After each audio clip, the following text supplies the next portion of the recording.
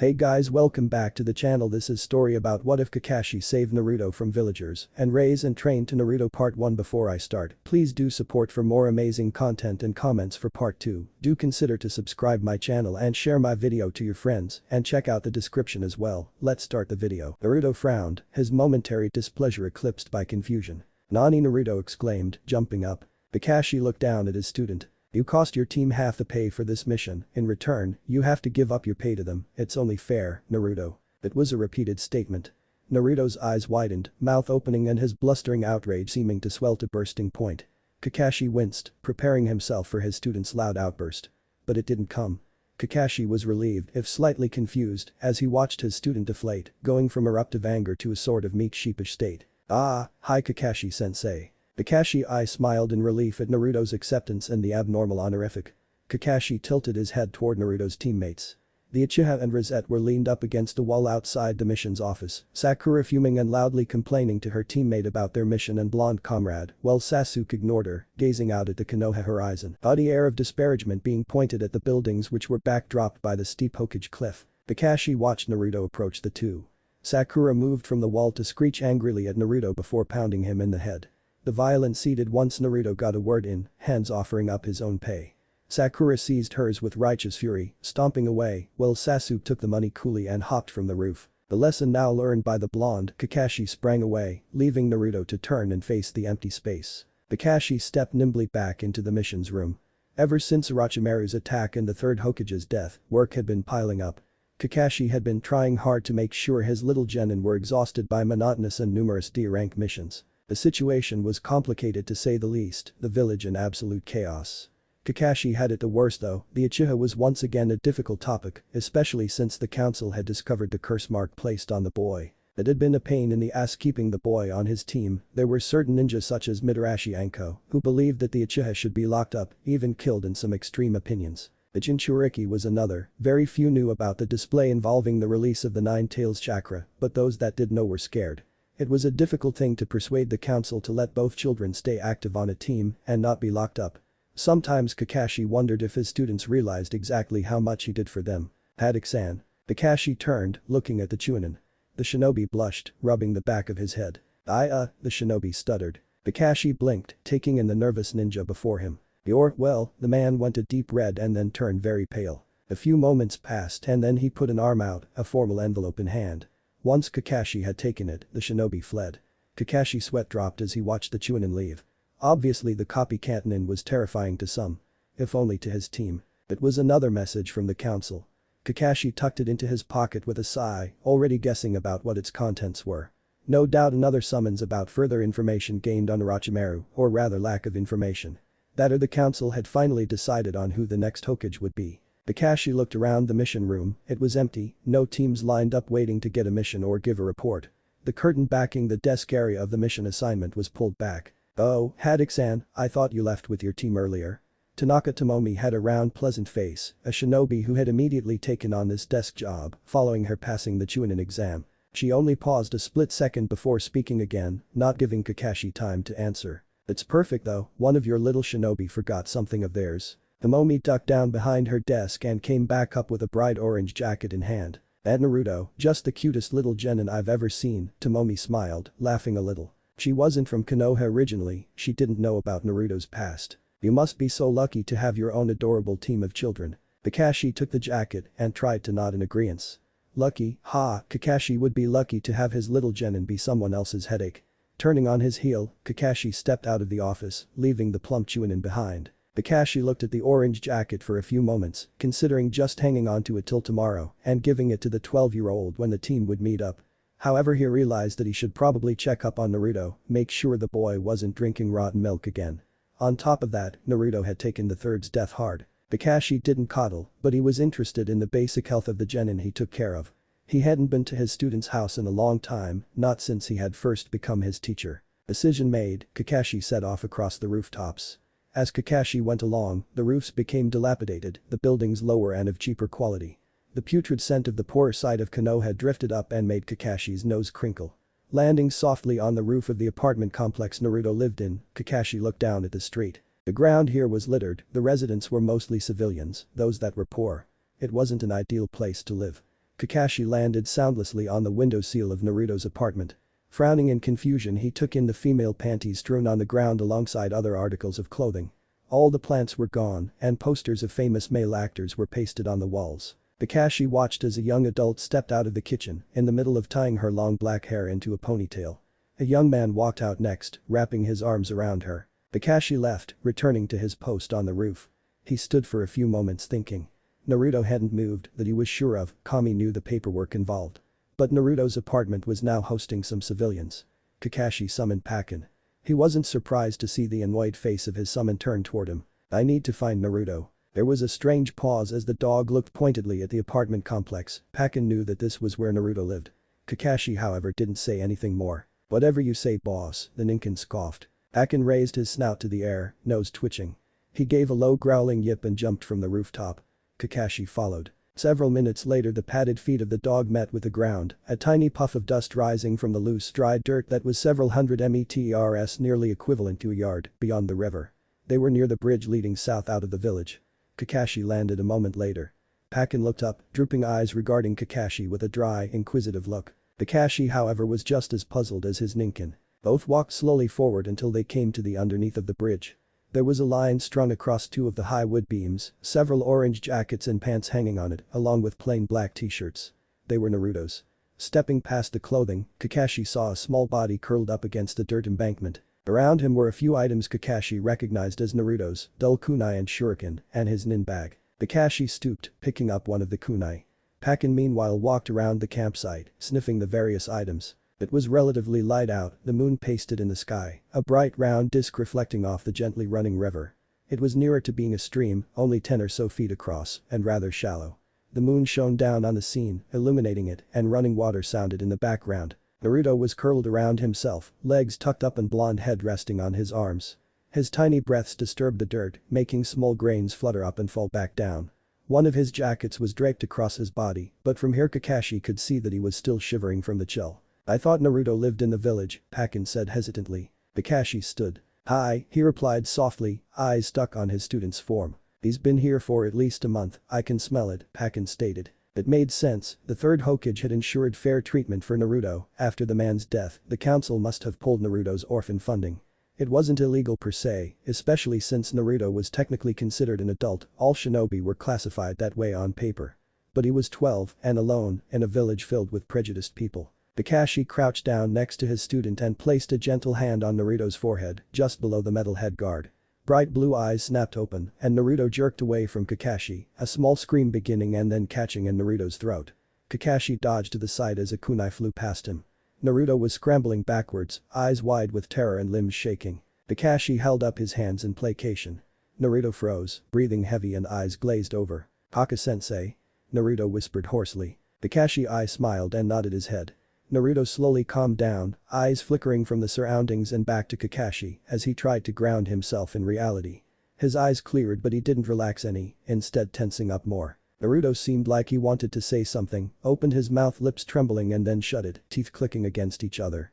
He gave a tiny shake of his head and stared at the ground. Kakashi opened his mouth to speak but found the words died on his tongue as he watched Naruto's tired eyes look up at him.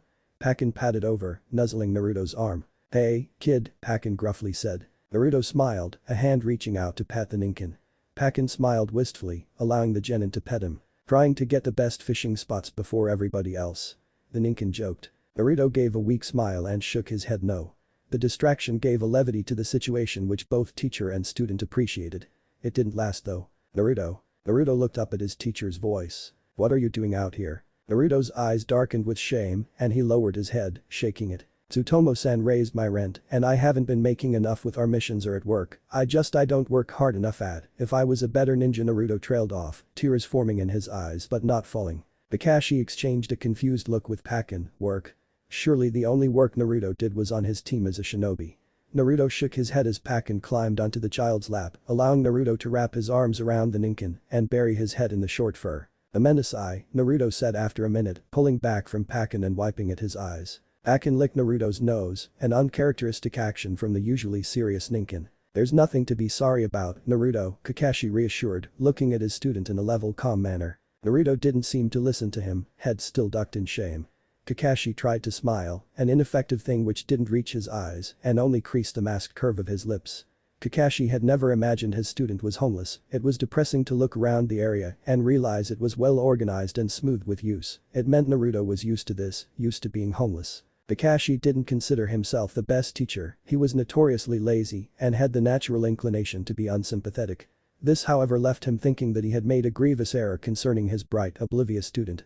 It seemed that such Cheshire grins that grew on the child's face distorted a reality of neglect and abuse. Everyone had either looked at Naruto with hate or through those ever-useful rose-colored glasses, which helped ignore the fact that beneath the strength of a Jinchuriki, the loud, rude mouth of a child and blinding optimism, was a being who needed, as all children did, the basic fundamental comforts of home, food, and unconditional love.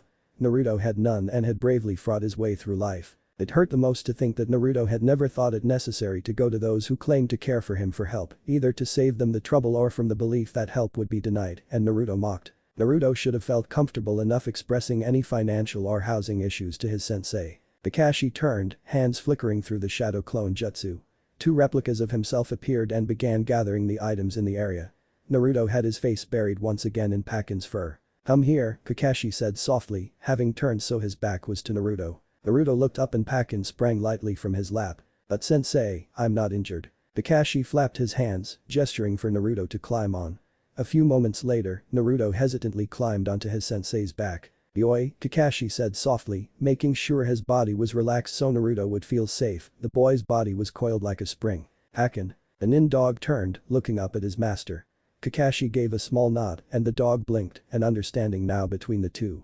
Naruto was looking in confusion at the shadow clones as they gathered Naruto's items. "Haka-sensei." What? Naruto broke off. There was silence. "Don't worry, Naruto." Kakashi jumped from the spot, air sweeping through blonde and silver spikes of hair. Naruto tightened his grip and nuzzled his face into Kakashi's back. Kakashi headed for his own apartment, a spacious 3-bedroom furnished in bright blue tones. It had been put together following his promotion to Anbu by Minato as a gift. He had never had the heart to change to it. He came in through the window, landing on the floor of the kitchen. Naruto slid from his back and Kakashi stepped forward to flip on the lights. Turning, he gazed once again at his student. Naruto was standing there, head hanging and shoulders slumped, piercing blue eyes staring up through the fringing spike of hair. It was disconcerting to Kakashi to see his student so quiet and subdued. Kakashi tilted his head to the side. "Are you hungry?" Naruto looked up, eyes brightening at the mention of food. Naruto still looked ashamed and unsure, but he nodded his head vigorously, letting out a loud "hi." Kakashi smiled, there was his little orange genin. Kakashi went over to the cupboards rummaging through them. Internally he sweat dropped as he realized that the only things he had in his cupboard was some generic green tea and old ramen packets. He pulled down the green tea and ramen, then went to his stove. Kakashi hesitated, unsure of what to do. He didn't use his kitchen enough to remember how to make ramen. Little hands plucked the ramen and tea from his hand and Naruto fiddled with some parts of the stove. Kakashi stepped back, letting Naruto take control of the situation. Within minutes the kettle was whistling merrily and 2 cups of steaming tea and 2 bowls of ramen were placed on the table. Naruto sat and began enthusiastically eating. "Arigato sensei." Kakashi watched Naruto, nausea rising at the way his student was inhaling the food. He pushed his own food to the side and laid his arms on the table. A few minutes later 3 clones came in through the window, arms laden with Naruto's things. Naruto stopped eating for a moment to look in confusion at the clones. Gulping down the last mouthful without chewing, Naruto drew a dirty arm across his mouth and burped loudly. Kakashi cringed. "Sensei," Naruto started, hesitancy back, "what's happening? Is this some special training? I'm not in trouble, am I?" "No, Naruto, you're not in trouble. There isn't any training." Naruto frowned, staring in confusion at his sensei. "Nani, then what's going on?" Within the house Naruto's voice seemed amplified. Kakashi winced, remembering his reasoning to always making sure that Team 7 only did missions which lacked 4 walls and a roof. "Quiet, Naruto, I'm just having you stay here until you have somewhere else to stay," Kakashi admonished, frustrated at Naruto's usual thick-headedness. If it had been Sasuke brought back, the boy would have already guessed that he was being brought in from being homeless. Then again, the Uchiha's pride would be just as frustrating as Naruto's obliviousness. Naruto seemed even more confused now. "But, I don't understand, why?" Kakashi was silent, the terrible connotation of the word ringing in his head. Why? Why would Kakashi take his student in so he wouldn't be homeless? Why was a 12-year-old child so comfortable with the idea of being derelict? Naruto didn't think that the adults around him held any responsibility when it came to ensuring he was provided with basic care. "Because you can't be homeless, Naruto," Kakashi stated matter-of-factly. Naruto blushed a little, that shame that bothered Kakashi back on Naruto's face, and he shrugged one of his shoulders. I know, Naruto ducked his head sullenly, staring off to the side. But I try to be a good ninja, sensei, I really do, I work as hard as I can, I don't mean not to make enough, if you give me time I can prove it, I can work really hard and make enough money, I'm not lazy, I'll work hard. I can talk to Nakamura-san and she can give me more hours. I'll make more money than any other genin, believe it. During this outburst Naruto straightened, fists clenching and a desperate conviction entering his eyes. Kakashi blinked at the barrage of words and the intensity with which they were said, trying to take them in.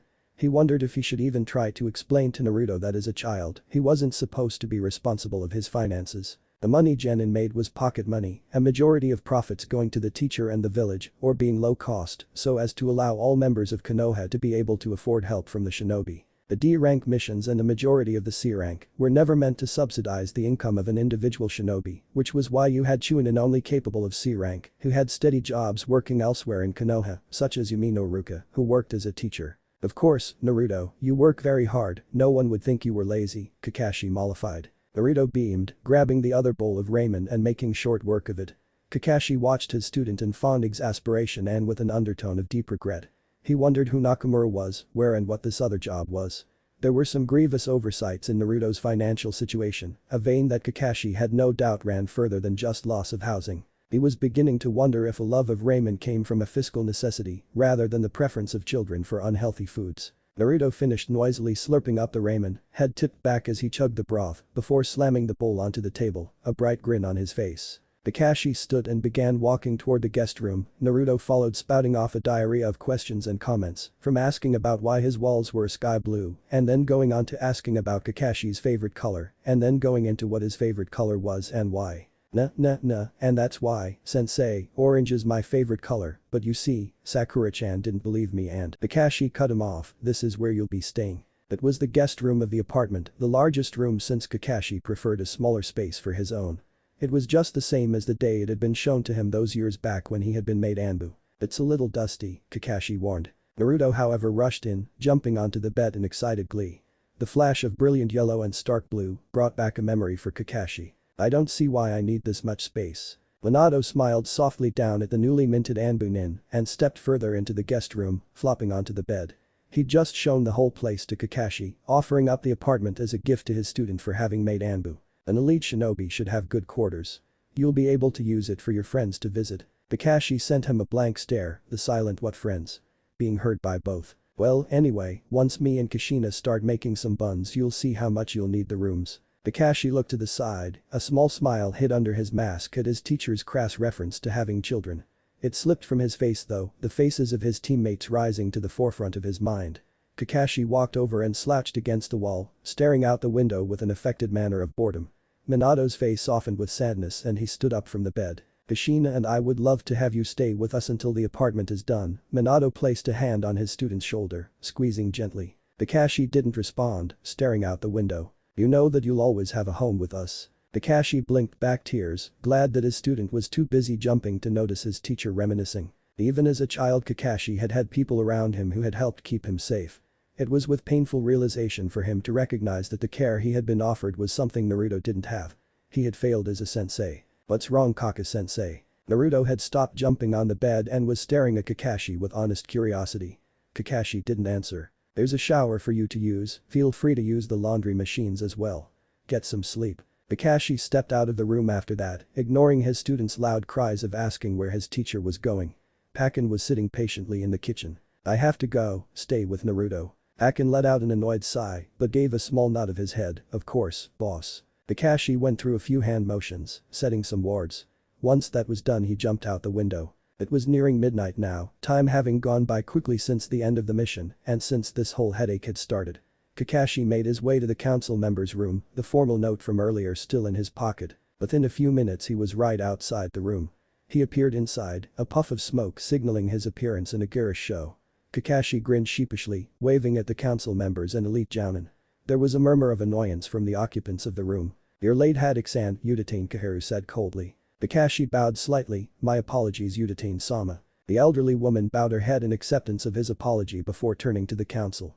Kakashi ignored the blatant gaze of Shimura Danzo, the man disapproved of him. Our discussion was on Orochimaru at the moment, if you'd continue Sarutobi-san. Sarutobi Asuma gave a small nod and began speaking. We haven't gathered any further information. The trail is cold and without any genuine cause for extending our search, we'll be asking for trouble from our bordering neighbors. The sand in Jiraiya is searching at this moment. There was a pause, then Homura Midokado spoke. And Team 19 didn't find anything. Asuma shook his head, no. He nodded his head. What did you do to stop our searches? We don't even know if he is alive, a Jounin asked. And let Orochimaru get away with what he's done, someone yelled in outraged response. Kakashi watched the discussion explode, angry words being tossed back and forth. He leaned back against the wall, arms folded. He wasn't interested in how this would unfold. Orochimaru was obsolete at the moment. If the Sannin was alive, he would be out of reach and in a place licking his wounds. Honestly, the Sannin was the least of their worries. Most understood that, the ninja who had the ability to look without sentiment and in an objective way. Many though were still reeling from their Hokage's death and wanted vengeance. The arguing could last for hours, even though it was more important for them to be discussing the next Hokage. Lack of a head in government was a sign of weakness and therefore made the village vulnerable to attack from other villages or nin. Eventually it grew close to dawn and the councilmen ended the meeting, no headway having been made. Kakashi hung back as the ninja filed out of the room or jumped from the windows. Kakashi approached Councilwoman Yutane. He bowed respectfully. Lady Yutane-sama, Kakashi said, rising back up from his bow. Haddock-san, what can I help you with? Yutane was an old woman, wizened and hardened by experience. Her gaze shone sharply despite her age, and she regarded him with withdrawn eyes. The meeting had exhausted her. I wished to ask about one of my students. She raised her brows. Ah, you mean the Uchiha. Kakashi gave a small shake of his head. Uzumaki, he clarified. Kakashi watched her expression shift through the expressions of surprise, confusion, and then understanding in a microsecond. The Jinchuriki, she said dryly. My student, Kakashi corrected. Yutane paused a moment, regarding Kakashi. I was wondering about his funding, Kakashi continued, getting straight to the matter at hand. Yutane's gaze sharpened and she straightened slightly. It's been cut. A decision made by the council. It seemed that Yutane wasn't going to pussyfoot around either. He's an orphan, a child, by law he's guaranteed funding, Kakashi said. You know, if I had my way that child would have been killed the moment after the Kyuubi was placed in him, she said with no remorse. Yutane paused a moment, tongue rasping in her mouth as she stared up at the copy nin, before continuing. Also know that I would have him fed and clothed, treated as any other orphan of Konoha is. However, my job is to ensure this village's safety. At the moment I am paying attention to the biggest threats of that safety. The financial situation of one genin isn't something I can fight over with others. Kakashi grit his teeth, apparently they were at an impasse. Yutane would have no aid for him, meaning that he was on his own. Thank you, Yutane-sama, for your help. The old woman let out a sharp cutting chuckle at the irony of the statement. I suppose we'll all pay when our times come, not yet though Haddock-san. She stepped past him then, light on her feet from many years of training. Kakashi watched her go, aware of the council member Danzo's eyes on him. Without sparing the man a glance, Kakashi left. Kakashi landed back in his apartment feeling exhausted. He had been awake the last 49 hours and in need of rest. Even a Jounin had their limits. He noted that Pakin had unsummoned himself, probably exhausted and determining Kakashi's ward strong enough. Bypassing his kitchen he stepped into the hallway, but he halted when he heard sounds coming from the laundry room. Stepping silently down the hall he was surprised to find the door open and Naruto busily taking sheets from the dryer. Naruto. Naruto spun around in surprise, letting out a loud shriek.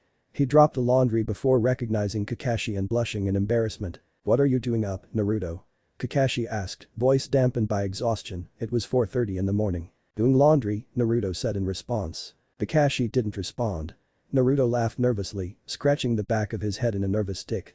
Kakashi turned around to go out, wanting to escape his apartment and spend time meditating. In all honesty, the last day had been draining emotionally. Memories he preferred not dredged up had been brought to the forefront of his mind and guilt piled on shoulders, which already bore the regret of every death he'd seen. Naruto, like most children, followed.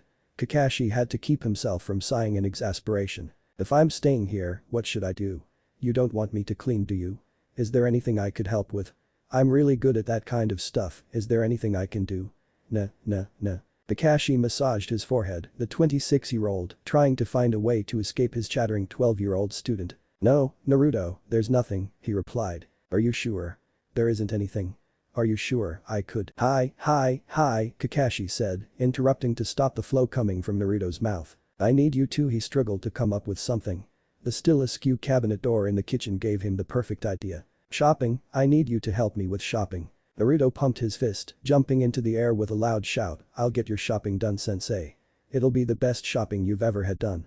Believe it." Kakashi grabbed a paper and pen and scratched down a list of items he thought probably went in the cupboard and fridge, then passed it to Naruto. "Go to Mitsuwa's," Kakashi said, then jumped from the room to escape. Naruto's good mood left instantly at the name Mitsuwa's, and he stared at the empty space where his teacher had just been. Clenching his fist, he determined that he would do his best to fulfill his teacher's request. Naruto stared at the money his sensei had given to him, 6,000 yen. It was a decent amount, enough for a good amount of groceries. Naruto clutched his fist around it and stuffed the money into his zippered pocket. After making sure it was safely secured, he patted the pocket and stepped outside his sensei's house. It was the working district of town, not far from the Hokage Tower. Most of the buildings in this area were either housing for shinobi or the various formal government buildings. It was a nice part of town, quiet and lacking in much street activity. A few lower-ranked ninja, or ones off duty, were strolling along. Naruto hadn't spent much time in this part of town. Naruto shut the door, then hesitated, realizing that Kakashi hadn't given him a key. Naruto frowned, worry seeping into him. It was only a shopping trip, he would probably be back before anyone had the chance to know that no one was home. In reality, most had no interest in the sparse and empty abode of a shinobi, and those that did were too terrified of incurring the wrath of the copy nin. Naruto set out, nervous and uncomfortable with everything. His mind was focused on the ever-approaching shopping at Mitsuwa's. He berated himself for being cowardly, but it did nothing to allay his fear. He stopped in front of the storefront. Mitsuwa's was run by an old retired shinobi. The man was considered a civilian now. He had one missing eye, a horrible pink scar raising from his skin and tracing the contour of his jaw and stretching up to crown across his forehead. Tsuwamatsu Kensho had been married, a high-ranking jounin, and just on the brink of retirement when the massacre of the Kyuubi had occurred. He had lost everything. Naruto scuffed his foot in the dirt, fists clenched in his pocket. He remembered the first and last time he had ever tried to go into Mitsuwa's. A villager pushed into him, a woman with a wide woven basket propped on her hip. "Ah, these village bumpkins." She looked down at him, and what had just been general annoyance changed to hate as her eyes narrowed. "Stay out of the way, demon," she hissed. Naruto frowned, jumping back with a loud shout of disapproval. Nah. Watch it, Raujo." She was already rushing off, rough thick arms wrapped around her basket still. Naruto pouted, the woman had run into him, he hadn't done anything wrong. Blinking, he realized that a few people were glaring in his direction, hateful stares, followed by a few mutterings. Naruto shrank under it and ducked his head, wanting to run and hide. But he needed to go shopping, how else was he going to pay Kakashi-sensei back? Naruto grit his teeth and moved toward the shop doors. Mitsuwa's was the biggest shop in Konoha village, a supermarket which supplied most items. It had the best prices overall and was the place to go if you were looking for items that were imported. Naruto tried to be subtle as he entered, not wanting to draw the attention of Tsuwamatsu. Aisles loomed before him and Naruto pulled out the list and grabbed a shopping basket. He frowned a little at the list. It had kimchi, green onions, milk, eggplant and ramen noodles. What in the world was Kakashi planning to cook with that? He shook his head, no matter, his mission was to complete the shopping list, so Kakashi wouldn't be so bothered by him. He was in the produce section, reaching for some fresh-looking green onions, when a large calloused hand seized his wrist in a painful grip. Naruto looked up with wide eyes at the scarred face of Tsuwamatsu. "What are you doing here, filth?" Tsuwamatsu spat the last word, yanking Naruto around. Naruto was shaking in fear. The last time he had come into this store, Tsuwamatsu had beat him, leaving him breathing with pain for several days and terrified of ever entering the store again. He had been 6. My sensei, I told you to never enter my store again," Tsuwamatsu said, roughly shaking Naruto. Naruto nodded vigorously. Tsuwamatsu yanked Naruto hard, dragging him from the store. Fear from his childhood filled Naruto, freezing him despite the fact that he was a shinobi now, trained to defend himself.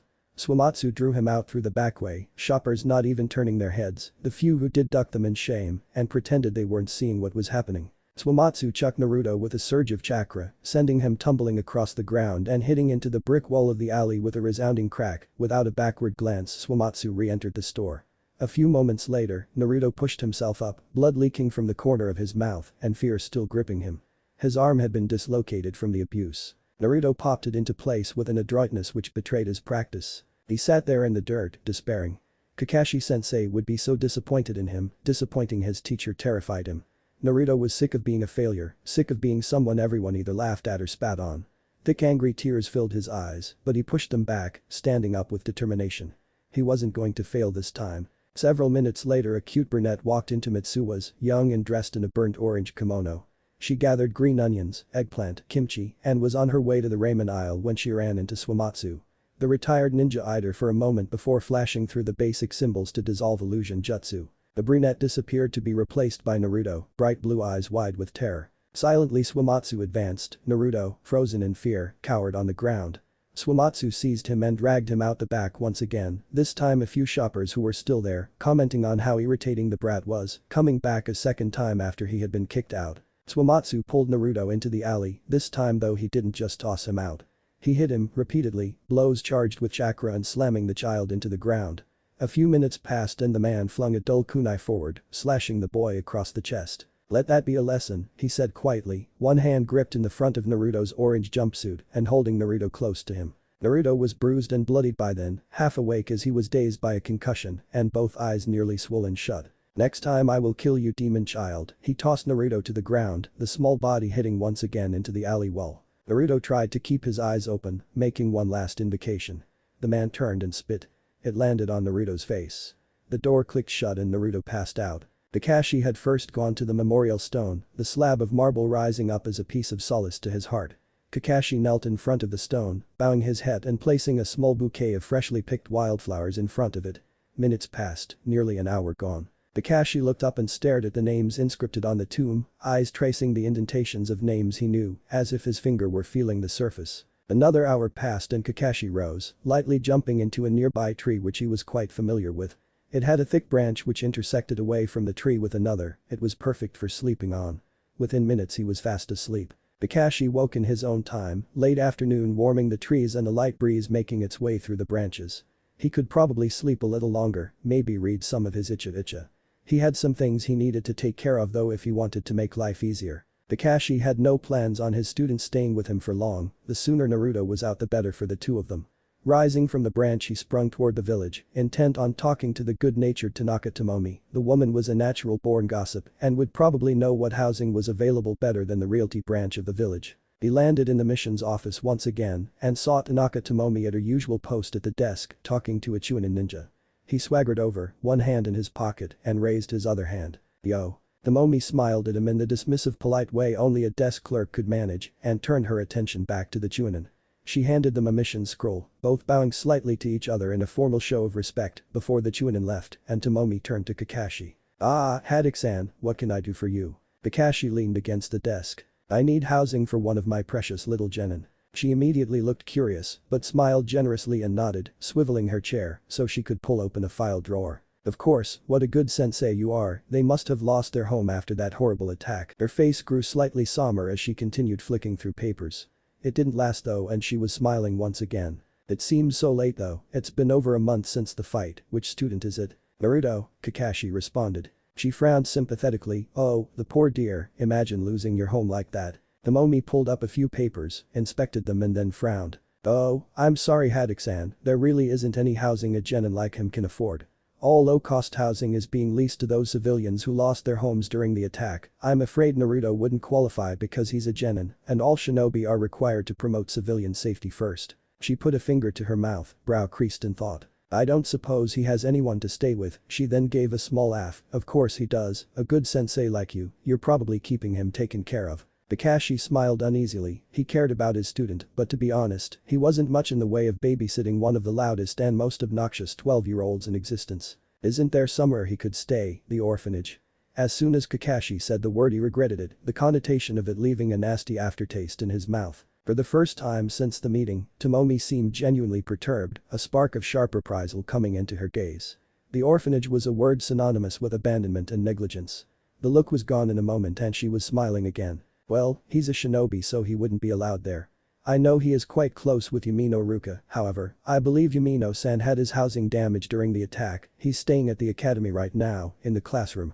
I'm afraid there just isn't anywhere for Naruto to go at the moment." Tomomi took in the disheartened face of the shinobi before her. "But that's okay," she reassured, "the reconstruction is coming along great and I'm sure that within a month there will be somewhere to put Naruto." She gave him a smile, one less kind. Kakashi nodded his head and gave a small thanks, jumping from the mission room. He felt slightly guilty, Naruto wasn't just some problem to be handed off, but Kakashi wasn't sure he was the right man for any job involving children. He had adamantly told the Hokage when he'd been assigned a team that it would end in heartbreak and he would be a terrible teacher. It was no different now, he had always let down the ones he cared about. Kakashi slipped in through the window. He could feel Naruto's chakra presence in the room he had allotted to the boy. He wondered vaguely if Naruto had remembered the groceries. A quick glance in the fridge revealed that he hadn't. Kakashi frowned, not upset, but slightly concerned. Naruto loved food, and he doubted the boy would pass up the opportunity to spend his sensei's money. Stepping into the hallway, the smell of blood hit him. It was nauseating, the thick coppery tang hanging in the air. It was coming from Naruto's bedroom. Kakashi opened the door, freezing as he took in the sight of a shirtless Naruto, futilely trying to wrap a huge partially healed gash on his chest. Naruto didn't seem to notice that the door had been opened and continued awkwardly trying to get the gauze around his torso without pulling on the wound. There were a motley array of bruises across Naruto's whole frame, slender baby face purpled around his eyes and slightly swollen. Someone had beaten Naruto, severely. Naruto finally turned, gauze in hand, and caught sight of his sensei. Surprise, alarm and panic flitted across his face, the gauze dropping from his hands. He immediately fumbled for it, pulling on the injuries and making a soft grunt of pain. Kakashi picked the gauze up and began wrapping his student's torso. Naruto just stared up at his teacher in shock, features dazed. Kakashi finished and sat on the bed next to his student. "Naruto, what happened?" The dazed face was replaced with fear and shame. Kakashi wondered in disgust at the shame, how shame could be the main response a child had. Naruto stared in blank resignation at the bedsheets as he answered. "I tried to get the groceries. But the shopkeeper caught me and threw me out. I tried to use a genjutsu to go in and get them again. He caught me. I lost your money, sensei." Kakashi frowned, not following the boy's story. "But who did this to you?" "The shopkeeper, Swamatsu." There was a pause, Kakashi utterly shocked as the name brought to mind a well-revered civilian who had retired from the shinobi life. Swamatsu was a good man and had been a loyal ninja. Naruto looked up at his teacher. "I packed my things, when do you want me to go?" His voice was quiet and subdued. Kakashi was so thrown by the question that he could only stare at his student. "I'm sorry sensei, I tried, I'll still be your student right? You'll still be my sensei." There was a boisterous hope in the question, a light of Naruto's optimistic personality shining through along with a faint pleading. When Kakashi didn't respond, Naruto's face crumpled and he lowered his gaze to the bed, thick fringe of hair hiding his face. Kakashi spent a few moments catching up. "Hi, of course Naruto, I'll always be your sensei." In an instant Naruto was looking up, a smile beaming from his face. It tugged at Kakashi, the fact that such a simple thing seemed like it made the boy's world. "And you'll stay here Naruto." Naruto's face scrunched up in confusion, before his mouth once again split in a grin, he lunged forward, hugging his sensei tightly, screeching loud proclamations of how awesome Kakashi was. Kakashi didn't fail to feel the small wet spot which moistened the area of his jacket where Naruto had his face buried. It was oddly warming. Kakashi smiled and patted his student's back while ruffling Naruto's hair. "Let me look at you, Naruto," Kakashi said. Naruto pulled back, eyes still watery and suddenly self-conscious. Kakashi patted the bed, having Naruto sit on the edge, perched with his feet dangling above the floor. Kakashi stood up so he was facing Naruto, scrutinizing gaze taking in the damage to his student's body. Kakashi bent down and began gently prodding along Naruto's back area, moving from the shoulder blades and down to the ribs. So far it was appearing just as extensive bruising, and considering the amazing healing abilities of the Kyuubi, the damage had been much worse. On any other child and this kind of beating would have led to a long hospital stay or death. Kakashi moved to feeling the front of Naruto's chest, and then, as he reached the ribsage on Naruto's right side, the boy flinched back, pulling himself from his sensei's grasp. "Hold still," Kakashi gently commanded. Naruto gave a quick nod and grit his teeth. Kakashi prodded once again at the spot, another small flinch came from Naruto, and Kakashi realized that the rib had been broken. Moving a little farther down with careful fingers, he realized that 3 ribs were broken. He gave a tiny HNN and moved to Naruto's arms. He found that Naruto's left arm had been dislocated, but it had been reduced, and most of the damage had already been healed by the Kyuubi. He checked his student's legs, finding they too were only bruised. Meanwhile, he had been using his chakra to check for any further internal damage. It seemed though that the Kyuubi had healed her container of anything lasting. The ribs could be bound, or, if Naruto permitted it, they could take him to the hospital. Previously, Naruto had adamantly refused most medical attention. From the boy's loud protests, Kakashi had assumed it was due to the boy being worried over his reputation as a ninja. Naruto hated appearing as weak. But now that Kakashi was examining the situation more thoroughly, he realized that a fear of further injury was probably why his student shied away from a hospital visit. Kakashi internally sighed in weary sadness, however for Naruto's benefit he stood up and smiled gently, another hair ruffle in order. Naruto beamed, shouting a loud arigato at his sensei. Hopefully, Kakashi would be able to find a trustworthy medical nin who would be able to heal Naruto's ribs and alleviate some pain. Naruto was grinning brightly up at his teacher, gratitude and raw hope in his eyes. Someone was taking care of him, someone had stopped and made sure he wasn't hurting. Of course his teammates took care of him on missions, but this was different, this was outside that realm of obligation. But not on a mission, they had no obligations to each other when functioning in their day-to-day lives, but here and now, his sensei had taken care of him. The attack of today by Swamatsu was unusual, Naruto was harassed but not usually beaten. This came from him learning who and where to avoid, and believe it or not, Naruto had been a quick learner when it came to figuring out where was dangerous for him. Shower, then get some sleep, it'll help, Kakashi shortly ordered. Naruto didn't argue, jumping up to set about the task. Kakashi left the room, moving to his own room. It was early evening now, just before 5 o'clock. He had done a good job of hiding it from his student, but Kakashi was furious. To beat a child so severely, to touch his student. Swamatsu was going to pay. How though, was the important question. But the way the council was, it was more likely Naruto would get punished for entering the store, rather than Swamatsu getting punished if Kakashi made a formal complaint. Nothing was to be done in that way. If he physically attacked Swamatsu, it would create an upheaval which would also do Naruto more harm than good. At the moment, a more subtle injury was needed, and in ways it might be more effective. Fear could destroy a man's mind in ways physical injury never could. Kakashi heard the water turn on and was glad to know that his student had truly taken his advice. There were other things to be arranged, and Kakashi realized with annoyance, groceries still needed to be purchased. Naruto stepped into the shower with a sigh as his muscles twinged under the steaming water. The last 2 days seemed unreal, he was staying with his sensei, Kakashi sensei had allowed him to stay in his home. It made a burst of hope and hurt bloom in his chest. Naruto wore his heart on his sleeve, but it had been so long since he'd hoped for someone to want him, to care about him like he imagined parents would. It was overwhelming, and with the care Kakashi had shown, long buried pains were suddenly turned over like old grave dirt. How many nights had he curled around himself, wishing and praying that he could have a mommy and a daddy. At some point he'd hardened himself to it, he grew sick of crying for something that would never come. No one would love him like he wanted, it was a fact of life. But now, hope was glistening on the horizon, a small tip of the sun beginning to rise, and he was desperately afraid of raising his hopes just to have them dashed once again. Naruto tried to blink back the tears in his eyes, but it was to no avail.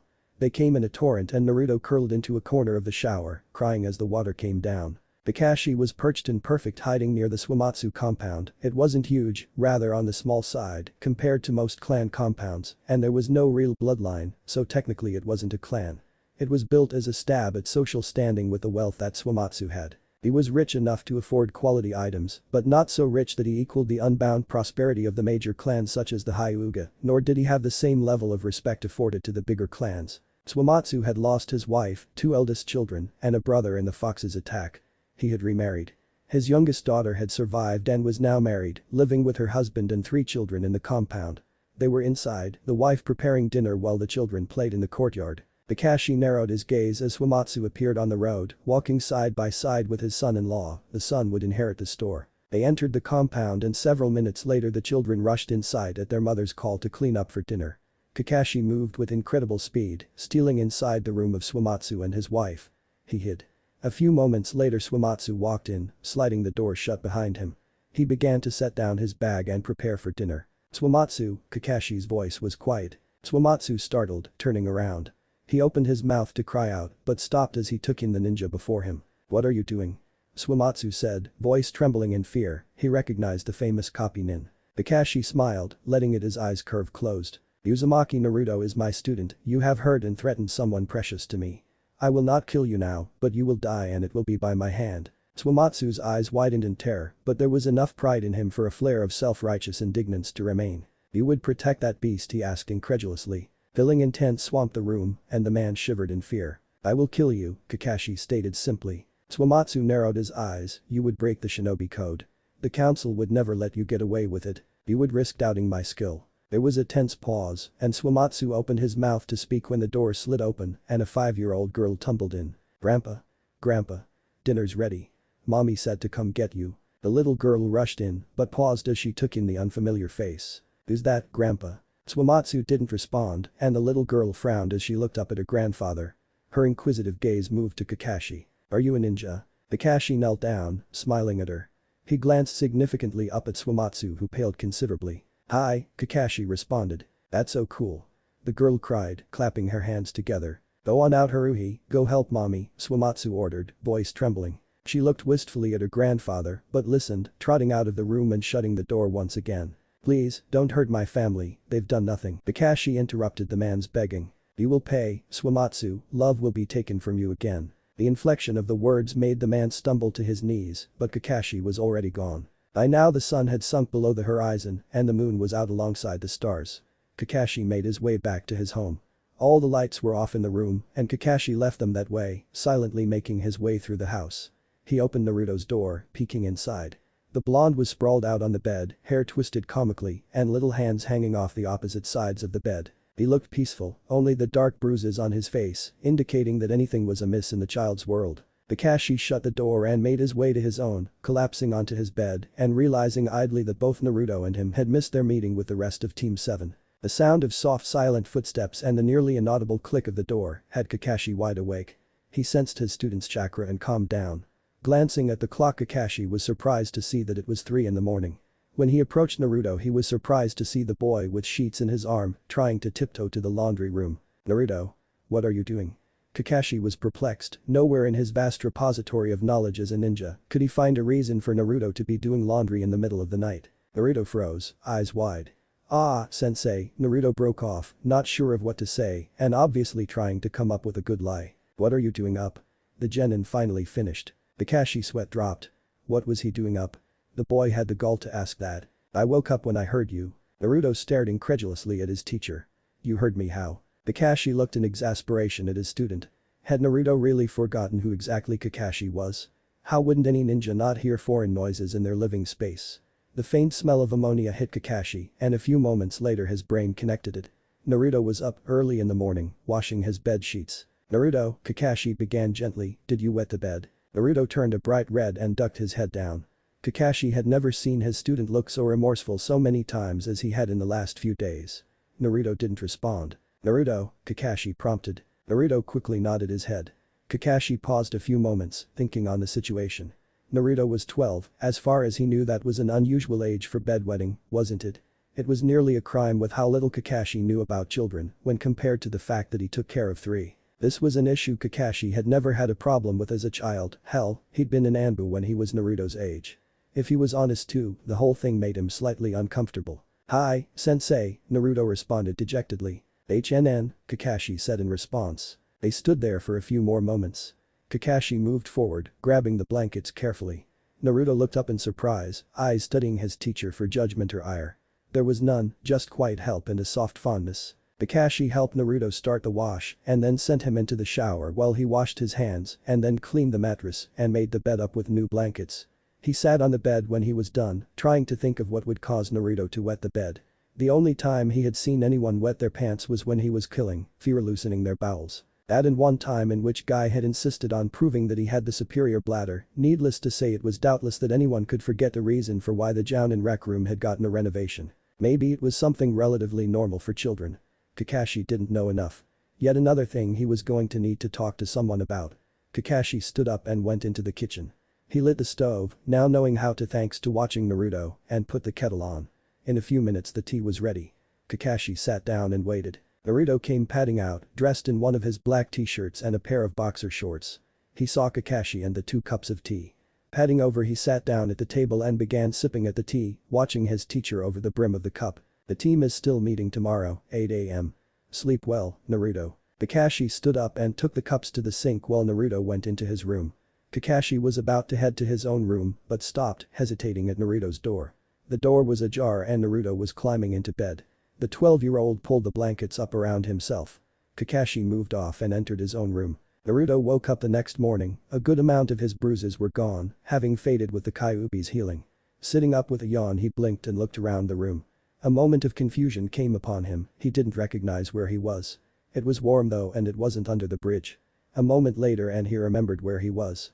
Kakashi-sensei had taken him in. The next thing hit him. He was supposed to meet Team 7 today at 8 a.m. Scrambling from his bed, he looked around the room for the time.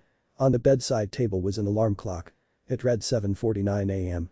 Naruto's eyes went wide and he tumbled from the bed, instantly regretting it as his ribs screamed abuse. He threw open the closet doors, seeing that all of his wardrobe had been hung up. Choosing something at random, Naruto put it on as fast as he could. He thought about breakfast for a second before throwing the thought out the door. He didn't have time. Jumping to the windowsill, he began running along the rooftops, hoping that he wouldn't be late. He arrived at the bridge within 5 minutes, a few minutes after 8 a.m. Sakura was standing on the bridge staring at Sasuke, who was staring down at the water. When they heard Naruto's loud "good morning," Sasuke let out a soft tsk and looked away while Sakura looked up at her teammate. "You're late," Sakura shouted. She was still upset over the last mission. Naruto let out a sheepish grin, scratching the back of his head. "Sensei isn't even here, so it's not like it matters," Sasuke said. "Oh, right, of course, you're so right." Naruto let out a soft sigh and walked to the bank, sinking into the grass. His ribs still hurt. The minutes oozed by and Kakashi didn't show up. Finally a Ninken appeared, a Kino with his pair of dark aviator glasses. Naruto jumped up and moved over to the dog, a huge smile on his face, while Sakura turned with interest. "Kakashi couldn't come yet, but he wants you to start on your mission." The dog set a scroll it had in its mouth on the ground.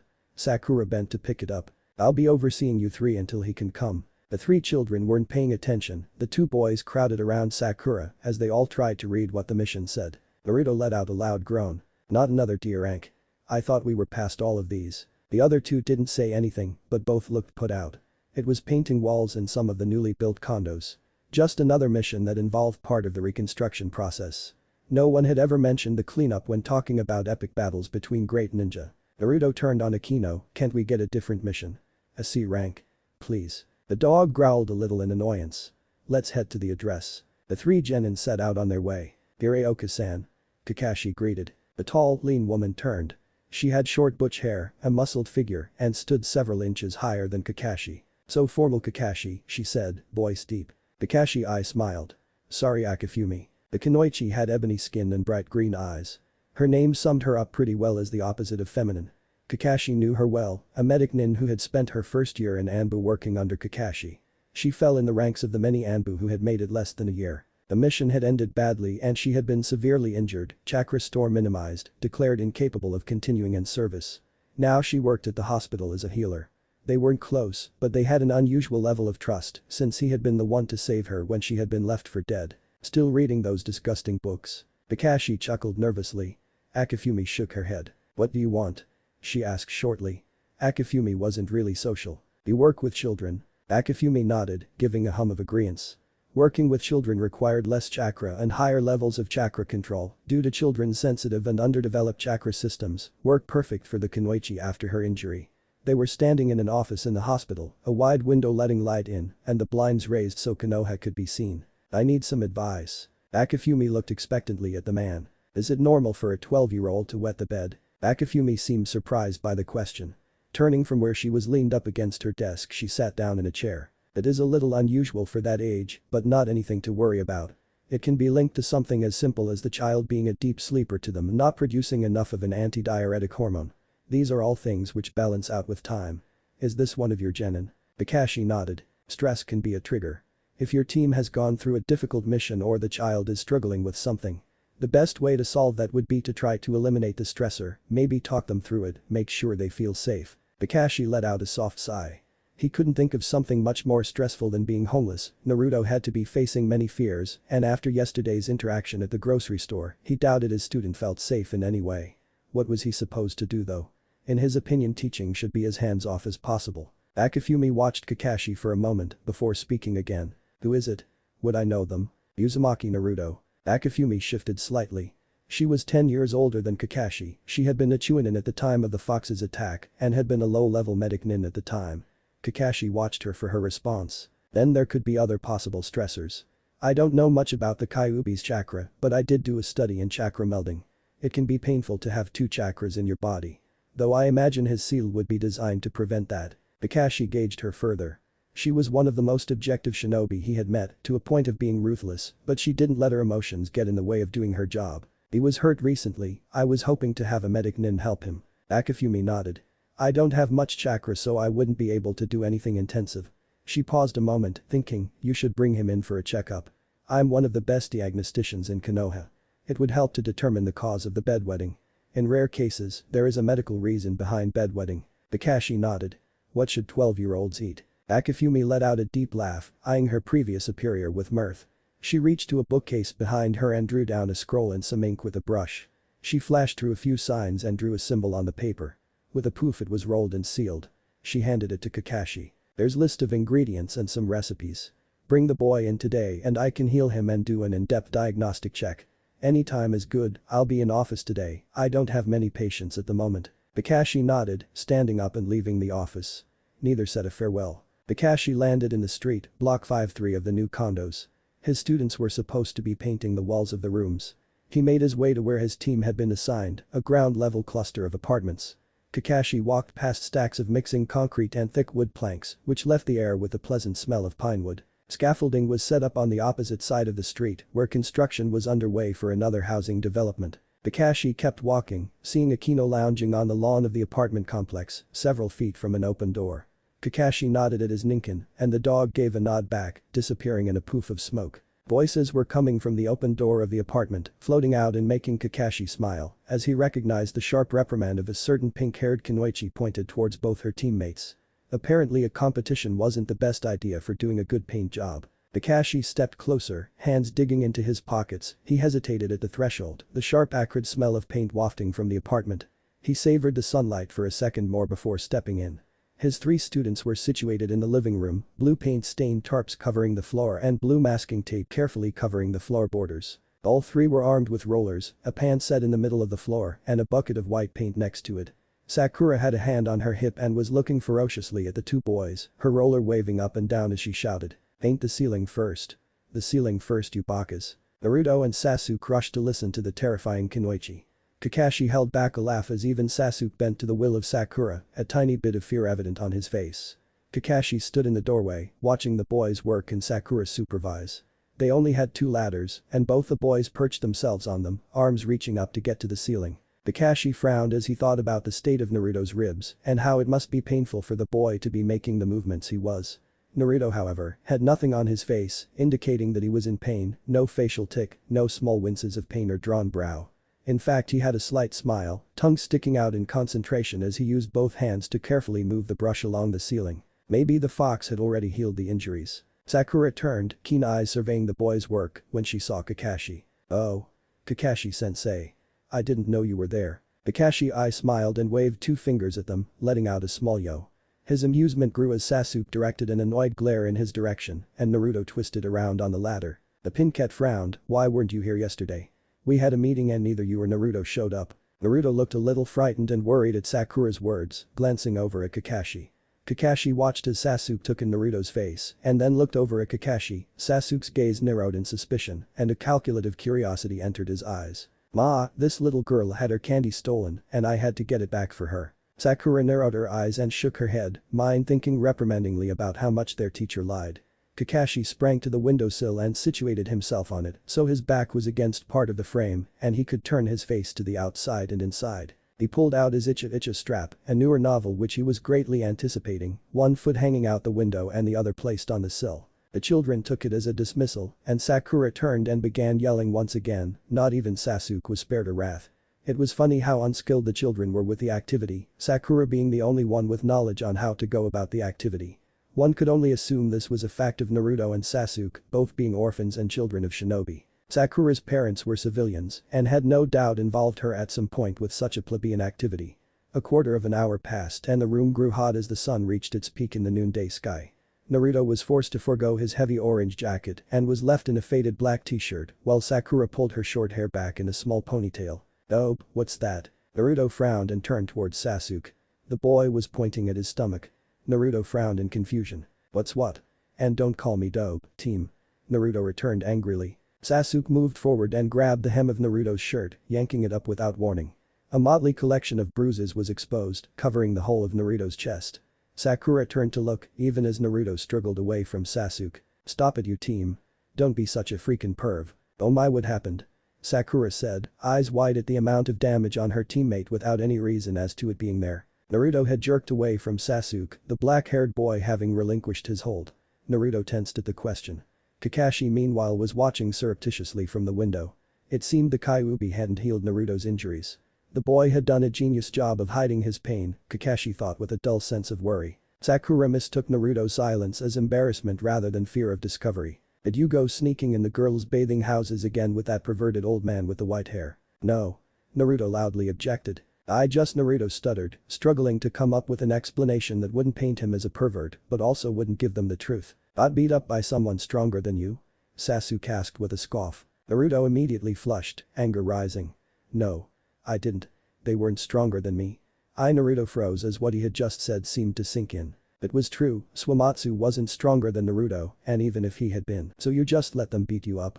Sounds right, dope. Sasuke's comment seemed to strike something in Naruto, and the boy recognized it. No, Naruto protested, sounding weaker, gaze distant and the fear from before, which had paralyzed him in the face of Swamatsu, back. It's just, we're not supposed to. Naruto stopped, a look of heartbreaking confusion on his face, along with a sense of being lost. Naruto shook his head, faraway gaze darkening and head ducking down partially. Nothing happened, he finished gruffly, turning away from his teammates. Sakura flipped her hair contemptuously, apparently still thinking that Naruto had been given the due justice. Every peeping Tom was dealt when caught. Sasuke however looked slightly perturbed, mouth opening to say more. Kakashi chose that moment to step in. Lunch break. He called cheerfully, 3 bento boxes in hand which he gave to each of them. Sakura took hers with a polite arigato, while Sasuke mumbled out something which may have been an indication of gratitude. Naruto went to head out, but Kakashi stopped him, earning a grumpy look from the blonde and a quick look of inquisitiveness from Sasuke. Naruto, I need to speak with you a moment. Naruto shrugged and sat down cross-legged on the floor of the apartment, opening up the bento box. Kakashi let out a soft sigh at the childish behavior before bending to sit down himself. Naruto began eating while Kakashi spent a few moments watching his student, pondering. He was slightly confused as to why Naruto hadn't fought Swamatsu. The boy had never backed down from a challenge, no matter the form it took. But judging from his response easier, Kakashi had a feeling it was a little more complicated than that. Has Swamatsu hurt you before?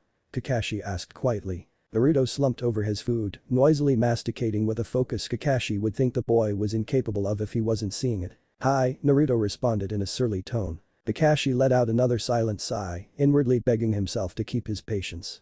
The brat was being insufferable, however to some degree it was understandable, trauma was stressful, and in the face of it people all responded differently. Kakashi had enough experience with this when he was an Anbu captain. How old were you? Naruto glared up at his teacher, an uncharacteristic anger on his face, deeper and more profound than the usual flaring temper of the blonde. Why does that matter? Kakashi didn't answer.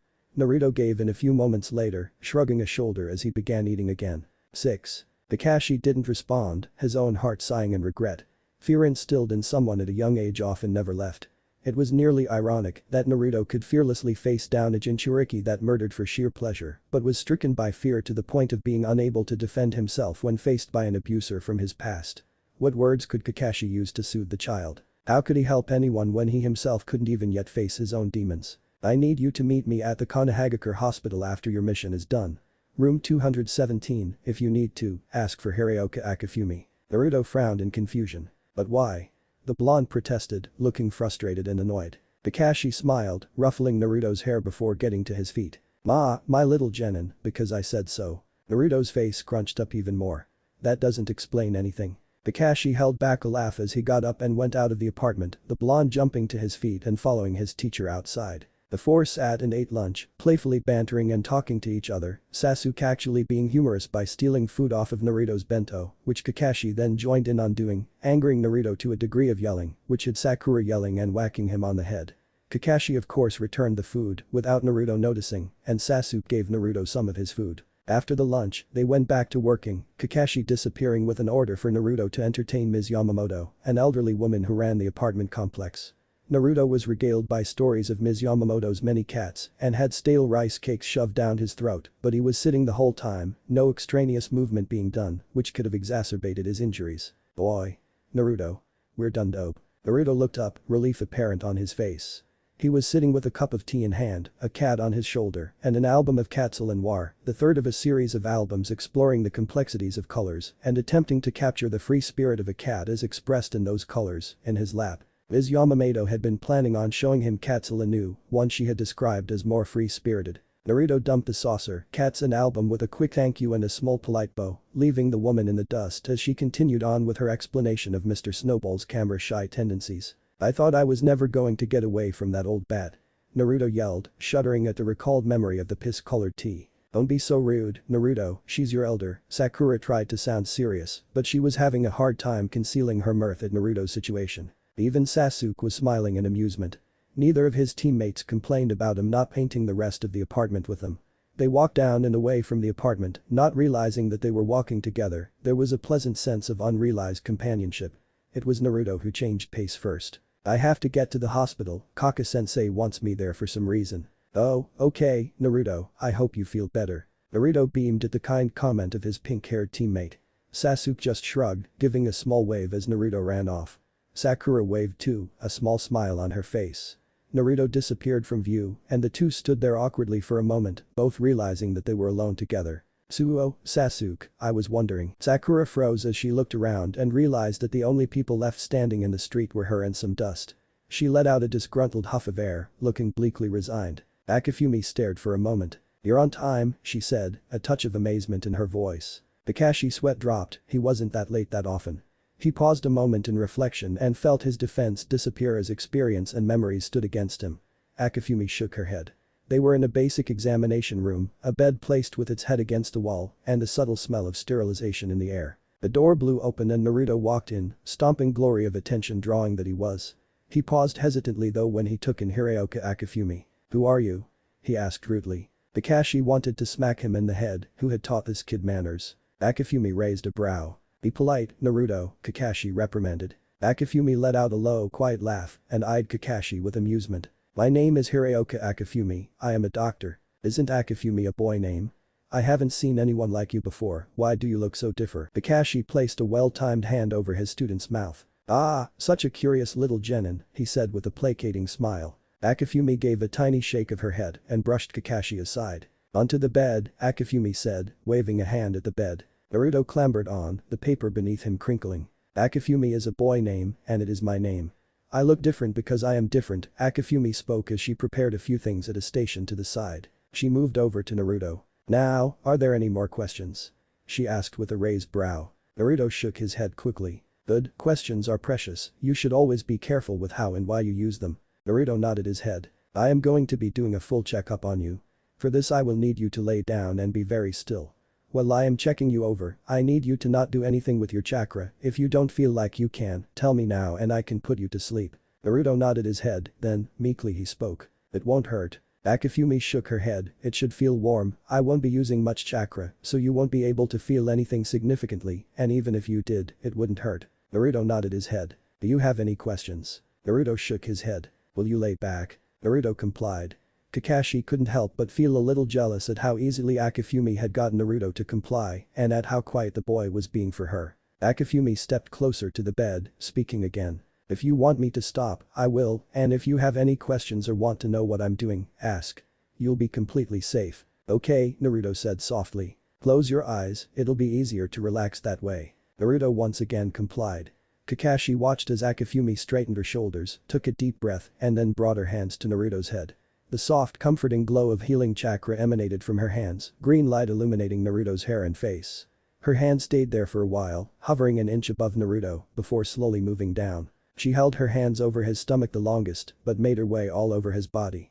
While she was doing this, a paper she had prepared earlier was being marked in rapid symbols, a medical shorthand Kakashi wasn't familiar with. Minutes passed and finally Akifumi was finished. She stepped back. Alright, I want you to sit up now, be careful though. Take your shirt and jacket off, I'm going to heal your injuries. Naruto sat up and swiveled his body so that his legs were once again dangling from the bed.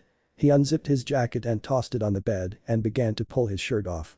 He stopped though and narrowed his eyes at Kakashi. Kakashi stopped himself from rolling his eyes as he turned around. The boy had the strangest sense of propriety. Akifumi then proceeded to heal Naruto's ribs, mending the bone back together and helping the damaged tissue to be healed. She stepped back.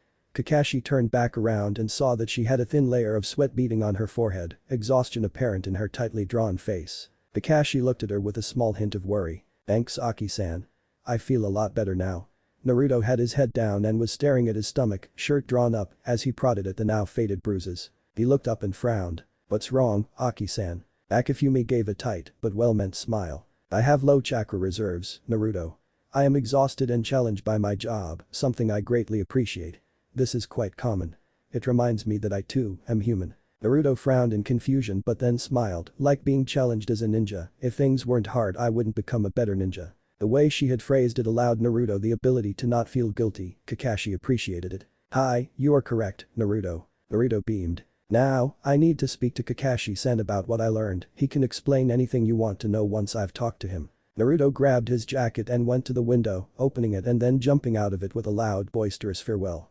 Akifumi waited till he was gone to collapse in a chair. She had the results to the side of her. Kakashi gave her a few minutes to recover before she sat up a little straighter in the chair and grabbed the scroll. Sit down, this is going to be a while. Kakashi sat down in the chair opposite of her. Naruto has multiple health issues, all of which are being supplemented by the Kyuubi's chakra, some completely, others partially. When I say this, I mean that the only reason he appears healthy is because the Kyuubi's chakra is ensuring that he is, however there are many problems with this. Akifumi took in a deep breath holding the scroll up and let it out, wind shushing between her teeth and pursed lips. It is very subtle, I doubt many others would have noticed it, but I am considered one of the best diagnosticians for a reason. I'll start with the health issues the Kyuubi does not fully supplement or the ones that are too severe for it to correct. The most basic one would be bad chakra control. The Kyuubi's efforts to be constantly maintaining Naruto's body to such a degree causes an imbalance in his chakra systems, making chakra control very difficult. He also has vast reserves of chakra which only amplifies this difficulty. Naruto has partial sensorineural hearing loss, I assume from some kind of past trauma. It would help explain the boy's tendency to speak loudly or any behavior where he expresses lack of comprehension. More often than not it's probably from an inability to hear properly. This can be remedied by an operation, however it would take a skilled doctor, something that I wouldn't be able to do. Akifumi looked up at Kakashi, giving him a moment to grasp what she was saying and to interject or ask questions if he chose to. Kakashi stayed silent. Akifumi turned her eyes to the paper once again. Naruto also has some growth issues, trauma on his growth plates which has me concerned. It's an easy enough fix and if addressed soon won't be a problem in the future. The last is his body's dependency on the Kyuubi's chakra for maintaining his health. The Kyuubi is making up for a deficit in nearly every necessary thing, from calcium to vitamins A, D, and C, the deficit is extensive. This could work out for the rest of his life, but if so, he'll always struggle with chakra control to a degree unwarranted. What I can do is place a basic partial chakra suppression on him and then have you begin using dietary and nutritional supplements to help his body start maintaining itself. It will take a while and it will be difficult. Naruto's entire body would be thrown out of whack and no doubt he would become sick, frail and weak during the time his body adjusted. At the end of it though he would have better chakra control. Akifumi had held Kakashi's gaze during her explanation and now sat waiting for him to respond. It was a lot to take in, she knew that. As for his bedwetting issues, she tacked on, there isn't any medical problem, it would all be psychological. The silence stretched on and Akifumi's eyes gained a dark light of understanding. It wouldn't be the worst a ninja has lived with though, and it won't be the worst to come. We don't have to do anything. Akifumi stood, rolling the scroll and moving once again to the small station where she pulled out a paper. You're not obligated to do anything Kakashi, he's alive and functioning well enough at the level he is at. Kakashi followed her movements with his eyes. You don't have to help him at all, and if there is one thing we know as shinobi it is that life is suffering, we live as tools for a greater good, nothing more, nothing less. But, if you choose to do something. Akifumi paused, turning to Kakashi with a different scroll in hand, gaze heavy as it landed on him. You must commit to it, you make your choice and that's that, don't give false hope and don't build something you plan on destroying, it's far crueler than continuing to stand by as you have been doing. Akifumi passed Kakashi the sealed scroll. Open it if you want to commit, if not give it to the council as is required as you as a shinobi, in reporting all physical and mental failings of your genin and rest with the fact that you've done your duty. Kakashi took the scroll and left, once again neither saying farewell. Kakashi headed home with the sealed scroll in hand, Akifumi had covered everything, there was even a small note addressing the scroll to the council. He could deliver it now and have Naruto stay with him for another week until he could place him somewhere. In a week all of this could stop being his problem. Kakashi sidetracked, feet taking him not to his apartment but leading him to the memorial stone. He knelt down in front of it, the scroll still clasped in one hand. He seemed to sink in on himself, mind trying to resolve the problem of his student in his mind but continuously returning to the face of his sensei. He had the choice to do nothing, let the council receive the scroll and watch them then do nothing. Naruto was fine, he was strong, he could survive on his own. Kakashi scoffed at himself, Naruto was not fine, the boy had some extenuating medical problems and had just been homeless a few days earlier. What was Kakashi's responsibility in this though? Naruto wasn't his child, there were plenty of other children who were orphans. Sasuke lived on his own and Kakashi wasn't expected to jump up and adopt the child. But this was his sensei's child and Naruto was suffering. Kakashi let his gaze fall from the stone to the grass growing around it. He didn't need to do anything now, he had time, precious time to think and make a decision. Rising to his feet again, Kakashi headed once again to his apartment. In the face of difficult thoughts, it was often easier to do something that involved less emotional investment. Kakashi moved through his apartment, headed for the kitchen. He set the scroll on the table and then moved over to the fridge. Opening it, he looked at what he had picked up from the store earlier today. He had had to shop at a smaller store, he refused to enter Mitsuwa's. Kakashi set the eggplant, green onions and pogi kimchi on the counter and then stared at it. Akifumi had given him a scroll with foods and instructions, right? He realized belatedly that he probably should have looked at the scroll before going shopping. First things first, a pan. 20 minutes later Kakashi was gasping for air, towel being whipped back and forth at his attempt at an eggplant, kimchi, and green onion stir-fry that had literally gone up in flames. He grabbed the handle of the pan and shoved it into the sink and turned the water on. A great plume of acrid-smelling vapor billowed up from the pan with a sharp sizzle. Kakashi rushed to the kitchen window and threw it open. Several minutes later and the situation was relatively under control. Kakashi looked sadly at the mess that was now his kitchen. Apparently the copy ninja couldn't copy every technique, he'd been defeated by a pan and stove, the cooking jutsu was not easy. It looked like they were having takeout tonight. Kakashi looked at the time, it had been around 6 p.m. when he had started, it was now nearly 8. He frowned, wondering where Naruto was. No formal curfew had been set, in fact no rules whatsoever had been discussed. At the time, Kakashi hadn't thought it necessary since he didn't plan on Naruto staying very long. Kakashi peered at the sink and blackened pan and then turned to take in the array of dishes he'd made when trying to figure out how to cut up eggplant. He could wash his dishes, or dot. The sun hadn't gone down yet and Kakashi felt the sunlight on his back, warmth seeping pleasantly through the fabric of his vest.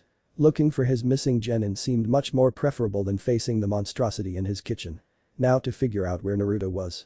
Kakashi made his way along the tree-lined path that led to the Hokage Mountain and the Hokage Tower. Near it was the academy. Class was out, but a good amount of teachers were still there. Kakashi made his way into the building and eventually made his way to a classroom. He entered without knocking and was surprised to find Iruka in the middle of eating. The man set the box of takeout down and jumped to his feet, moving over to the higher-ranking ninja. Haddock-san, to what do I owe this pleasure? Yumino sounded far from pleased and was making a marked effort to be polite. Haddock admitted that they had very different views when it came to teaching, especially when it came to teaching Naruto. I was wondering if you've seen Naruto. Iruka blinked in surprise and the passive-aggressive hostility fell away. No, I haven't. I actually haven't seen much of him in the last month, between his missions and me being busy with the academy. I don't think I've spoken with him since the day of the Hokage's Kakibetsu Shiki. Iruka paused, looking around the room, face drawn with weariness. I've been meaning to, but Iruka stopped short and his gaze wandered around the room again. Kakashi could see a cot with rumpled blankets to the side of the desk and a mirror hung on the wall while on the desk there was a cup that held a razor. It seemed that Iruka was still living at the academy. Arigato, Yumino-san, Kakashi said, moving to leave, but Iruka stepped forward. Has he been okay? Is that why you're looking for him? Something's wrong. Kakashi was struck by the intense look of worry on the man's face. Of course, Naruto is fine, I just needed to speak with him about a mission, he smiled reassuringly, lying through his teeth. It didn't have the effect Kakashi wanted, as the academy teacher didn't turn away. Have his missions been going well? I usually look over them, but I haven't had the time. Kakashi kept on his smile, he's been doing well. Iruka's look of worry didn't leave, but instead it seemed to become more pronounced as he drew back and contemplated Kakashi. Well, he said softly, tell him to stop by. I've missed him and I'm worried. He seemed like he wanted to say something more, but checked himself. Kakashi gave a nod and left. The next place he tried was the top of the Hokage Mountain, he knew that the boy often spent time there. It was absent of the genin. After that he went to Ichiraku's. The young woman, Am, was working the stand. What can I get you? She asked with a kind smile. Kakashi didn't sit down and Am looked at him with polite attention. I'm looking for Naruto. Am's face split into a smile, losing some of her professional formality. Oh, I haven't seen Naruto-kun today, he hasn't been by. But I think you might find him at work, he told me he is usually there at this hour. When Kakashi didn't leave, Am continued. I don't know exactly where that would be, he never told me, but he did give me his boss's name, Nakamura I think, I hope that helps. Kakashi gave a small bow and left the raiment stand, mind trying to think if he knew anyone named Nakamura, and if he did, whether or not they would hire a genin. He came up blank. Sighing, Kakashi weighed using chakra to summon his ninkin. It seemed rather drastic and Kakashi let out a troubled sigh. In light of his choices, it would also seem moot. Leaving Naruto alone would mean that the boy would probably still have to rely on getting money from whatever job this was. His reasoning was dwindling, the only thing that stood in the way of him doing the best thing, the right thing, was fear. Fear of pain, fear of failure, fear of facing memories that haunted him. Kakashi strolled back down the hard-packed streets of Konoha, dirt that had been compacted by the thousands and millions of footsteps villagers took each day. He was 26, yet he felt like the 100-year-old cedars which grew around the training grounds, scarred from being hacked each day and mutilated by past injuries. He had accepted that he was a selfish man, he had always stood by and done little. Naruto deserved so much more, deserved a mother and father and happiness. Who said though, that Kakashi was responsible for any of that? The Chunin landed in front of him, short dark brown hair, 1,000-yard stare. It was one of Danzo's aides. Kakashi paused, body held in an aloof manner, while his mind studied the person before him intently. Haddock-san, she spoke, voice blank, body bending in a stiff formal bow. The scroll was proffered and Kakashi took it. The Chunin disappeared. Kakashi sprung to the rooftops, heading at a leisurely pace back to his home. He opened the scroll and began reading. He was a few sentences in when he stopped abruptly, tall, scarecrow figure illuminated by the moon upon the Konohagakure rooftops. Kakashi stared in disbelief at the words written on the page. Uzumaki Naruto is assigned the housing in the 8th compound, apartment number 219, supplemented in lieu of the recent attack and the loss of housing for shinobi. Order effective at the time message is received by Jounin Sensei. The 48-hour grace period is allotted for transference to living unit. Council of Konoha, Housing and Realty Branch. The short harsh signature of one Shimura Danzo followed the message. Despite its brevity, Kakashi found himself reading and rereading it. The implications did not sit well with him. Naruto within the clutches of the shinobi of darkness. The meaningful glances at the meeting and Danzo lingering made sense now. The man had heard their conversation and had seen an opportunity. Kakashi rolled the scroll back up and continued on his way. The time had passed once again and it was nearing 10 at night. He landed in his kitchen with a soft thud, the faint smell of burned food still lingering in the air. Naruto wasn't home yet. He felt worry niggle in his brain and stomach but brushed it quickly away. This didn't keep him though from sitting in the chair, eyes glued to the clock in the kitchen window. He totally wasn't waiting for a little orange-clad boy to jump through the window, he was just prolonging kitchen cleanup. It wasn't until 3 am in the morning that Naruto came in, the front door opening quietly and shutting without a sound. Kakashi listened intently as nearly silent footsteps came from the hallway and Naruto appeared around the corner, a rough knapsack drawn around his shoulders. The boy looked exhausted, face weary and lines drawn in it that Kakashi often only saw on world-weary men and women. The eyes that were usually lighting up the room were shadowed and Kakashi felt a mix of surprise and grief. Naruto's eyes widened comically as he looked up and saw his teacher. A large fake smile was slapped on his face and he raised an arm, rubbing the back of his head in his usual nervous tic. Hey, whatcha doing up, Kaka-sensei? Kakashi felt an inexplicable amount of anger and worry explode, something which had been brewing without his knowledge. Where were you? It's very late Naruto, it's not safe. You shouldn't be out this late. Naruto frowned, hey sensei, what's this about?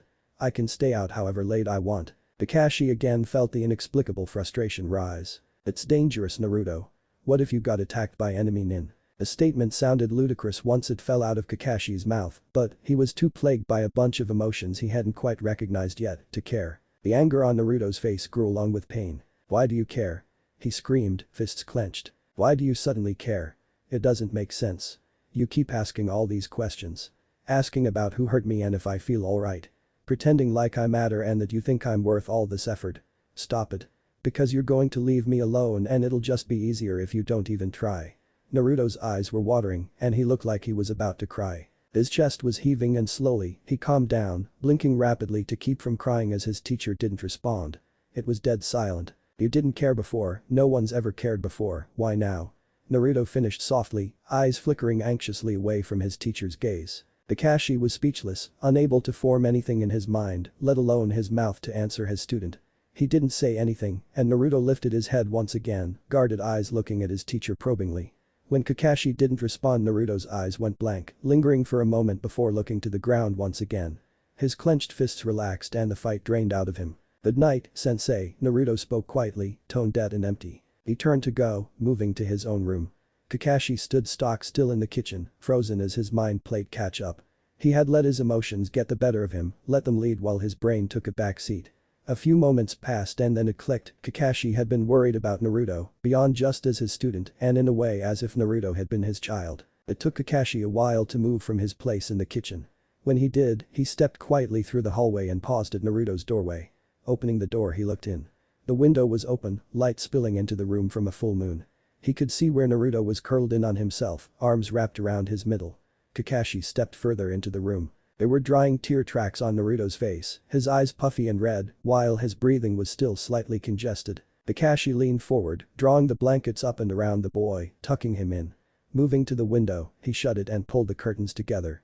He turned once again to stare at the supine form of his student before he quietly exited the room, shutting the door silently behind him. He hesitated at the door, not moving on, eyes staring at stained pinewood. "I do care," he whispered, letting out a pained sigh. A moment later he turned to his own room. Morning crested much too early, rays of sunshine bursting through Kakashi's window. He groaned, rolling away from the bright light. He should have closed his curtains last night. Curse words rolled through his mind and he managed to insult the lineage of the sun and accuse it of having fecal-related characteristics. He threw his blankets off in resignation, getting up and showering. He dressed in the steamed bathroom and headed out, drying his hair with a simple ninjutsu. He entered the kitchen and was surprised to see Naruto at the sink, clearing away the catastrophe of yesterday with soap and warm water. Ah, a little cleaning angel. Kakashi was too tired for his thoughts to meditate on the events of the night before. He sat at the table and watched with drooping eyes as his student pulled off the yellow kitchen gloves Kakashi didn't even know he owned. He closed his eyes and when he opened them again a cup of tea and a mug of coffee were being placed in front of him. Kakashi looked at Naruto. The boy had a large smile splayed on his face, but it was fragile, the painful emotions of yesterday lingering behind a mask. "Hey, sensei, no wonder you're so lazy, can't even make a cup of tea." Kakashi frowned, "That's not being lazy, it's being," he broke off as he realized a line of thought. Instead he smiled, sweat dropping as his student looked at him in exasperation. Naruto moved over to the stove. "And what did these poor dishes ever do to you? It's no wonder you're a scarecrow, and imagine, putting pogi kimchi and eggplant together to make a stir-fry. Even I know not to do that, and I live off of ramen. I never knew you were this much of a baka, sensei." "Ah, that's too far Naruto," Kakashi whined in exaggerated injury. The boy came back over with more ramen and 2 pairs of chopsticks. He set them down and snapped apart the 2 wood pieces. "I did Akamasu," he yelled with a bright grin before setting into the food at a ravenous pace. Kakashi actually ate this time, enjoying the quiet communion of eating with another person. Since waking up he'd been feeling a strange little bug in his head, prompting him to irrational decisions, its influence growing as the day progressed. He would blame the influence of the Yamanaka for how foreign it was, but this was all him. Pada Kakashi was going to do something spontaneous today and it was going to make certain people upset. A smile grew on his face, a feeling of satisfaction sinking in. After last night, he had gone to bed and thought, mind never stopping in a horrible role of right and wrong and judging the best course of action. That much thinking and little to no sleep had left him with a firm idea of exactly what he was going to do. Yes, Kakashi was planning on surprising a lot of people and he couldn't wait to see their faces when he did. "We're taking the day off today, no missions and no training." Naruto looked up in surprise, frowning a moment later. "Eh?" he said, confusion filling in his face as he took in his sensei's strange order. Kakashi smiled, dropping a hand onto his student's head to gently ruffle his hair. Naruto ducked down a little, smile flickering as he looked in concern at his teacher. "You go have fun, I'll tell Sakura and Sasuke that they have the day off, we'll do work tomorrow." Naruto blinked. Kakashi drew out a small bag of coins and plopped it into his student's lap. "Buy some dango and tofuku, I hear the stalls down by the Akamichi compound are very good and not particular to customers." Naruto was staring at him like he was crazy. Kakashi silently snickered, wondering where this spontaneity was coming from. Kushina's ghost must be haunting him. He jumped out the window leaving his bewildered student behind. It was a wonder with how often he'd been in the mission room in the last few days. Tomomi smiled brightly at seeing him and gave a little wave. "If you keep coming around this much Haddock-san, someone is going to start wondering about us," Tomomi teased. Kakashi merely gave a small nod in response, shrugging his shoulders at the light-hearted teasing. "There are some papers I need," he said. Tomomi leaned forward in interest.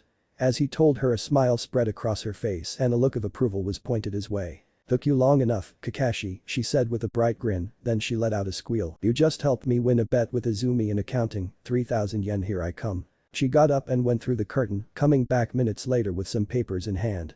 She handed them to him and gave him a conspiratorial wink. "You tell me if you need help filling those out." Kakashi shook his head and grabbed a clipboard and pen. It took some time, but eventually the paperwork was filled out. Kakashi smiled down at it before standing and placing the clipboard back on the desk. With the papers in hand he made his way to the council room. He knew that they were in a meeting now, one that involved the clan heads. It was the perfect audience. He opened the doors, stepping in as if he was supposed to be there. A hush fell over the room as he raised a hand and gave out his complimentary yo. Butane gave him a sharp look and the heads of the clan stared. Kakashi felt a sense of triumph at the wary look Danzo was shooting his way. The only one who seemed to be unaffected by his surprise appearance was Narashikaku, and that was because the man was sleeping with his eyes open, one of the most valued jutsus of the Nara clan. Kakashi approached the 3 council members and placed the papers he'd so meticulously filled out on the desk, right in front of Butane who sat in the middle. Within the 48-hour period, I hope, Danzo-sama. He said, directing an eye smile at the man. The intent of the question as a jibe was not missed by the rest of the room, but Danzo was the only one who understood it. Kakashi wondered again if Kushina was possibly possessing him. The man took the papers carefully, eyes flickering across the page. Kakashi's eyes curved more as he saw the man pale slightly. I am enacting the right of a sensei to adopt their genin proteges in the case that the need arises. As of today, I am the rightful guardian of Uzumaki Naruto. There was a collective still in the room. The law enabling this had been created and passed following the Second Shinobi War, death so rampant that something had to be done for the orphans. Many ordinances and acts had been passed to support the Konoha population of orphans, this was just one among them. Unfortunately it was one of the older and more, so to say, unbending laws established. The council could do nothing to counter Kakashi's action. Naruto was now officially out of their hands. This meeting is at an intermission, we will continue after the lunch hour. Butane's words caused a rumble of chatter to burst out on the room as the clan heads rose and began exiting. Danzo, Butane and Homura stayed sitting while Kakashi stood in front of them, shamelessly smiling. Once everyone was gone, Butane turned a furious gaze on Kakashi. What is the meaning of this, Haddock-san? Here was the part Kakashi hadn't been looking forward to. I had a deadline, Butane-sama, I found it necessary to fulfill the parameters given by Danzo-sama. It would be insubordinate to act otherwise. Homura and Butane looked over at Danzo. The man wasn't forthcoming. Kakashi took advantage of this and placed the message he had received on the table in front of them. Homura picked it up, eyes scanning over the message. He then read it aloud. Housing. 48 hours. What is this, Danzo? Homura asked, setting the scroll down. Butane took the scroll and quickly read it over again, as if to confirm its contents. I was merely meeting the needs of a member of the village. Kakashi could feel the tension in the room, things bigger than him were at work. Butane nodded. Homura looked over at Kakashi. You're excused, Haddock-san. Kakashi nodded, giving a slight bow and noting the look in Butane's and Danzo's eyes, which indicated that this episode was far from over. Kakashi walked out, feeling the dark gazes on his back. Naruto glared at the bag of money in confusion. Kakashi had just given him money, stingy my cute little genin are paying Kakashi gave him money. Carefully he pulled the drawstring open, careful for whatever trap this might have been. He was surprised as he dumped the coins on the table and nothing exploded. He counted it and was even more surprised to find 5,000 yen. Thinking about last night left him feeling uncomfortable, his childhood was fraught with misery and to survive he had often just turned his brain off, pulled a screen across memories and events, and slapped on a grin. If you were excited about everything you couldn't be sad about anything. It was difficult though, with Kakashi constantly being around and these questions and changes. It was stressful and throwing his coping mechanisms out of balance. But at the moment he was able to throw himself into this one, money to go splurge on treats, as demanded by his sensei. The grin split across Naruto's face, this was a treat to be shared. Sakura's feet were dangling off the bridge, kicking back and forth as she stared in boredom at the slow-moving river. It was going on 11 AM and Kakashi hadn't shown up. Sasuke had been particularly sullen and she hadn't felt as much in the mood to try to woo the boy. Things had changed slightly, she still adored Sasuke, it was just less than before. Her sense of a shinobi had been affirmed during the Chunin exam and the feelings she had for Sasuke had dulled while her warmth for her other teammates had grown. The form of their teacher appeared suddenly, not moving at his usual leisurely pace. No missions today, no training either, the clone stated simply before poofing from existence. Sakura frowned, annoyed that she had wasted her morning. Sasuke seemed more upset, letting out a curse and punching a post. Sakura became wary, eyeing her teammate. Ever since that curse mark had been placed on him, he had been different. Sasuke turned to go. Where are you going? The train, Sasuke bit out. He didn't look back as he walked away. Sakura didn't pursue him, instead choosing to walk back into the village, worry and melancholy falling over her. She walked aimlessly for a while until she spotted a familiar orange jacket. Pausing, she was surprised to see her teammates surrounded by Team 10 and Team 8, the only missing person being Hinata. Sakura turned to watch, loneliness filling her at the sight as Naruto threw his arms in the air and said something which made Shiba tackle him to the ground, causing the rest of the group to laugh or shake their heads. She wasn't a part of that, a choice she had made. She was often so unkind to Naruto and had scorned many of the other academy students.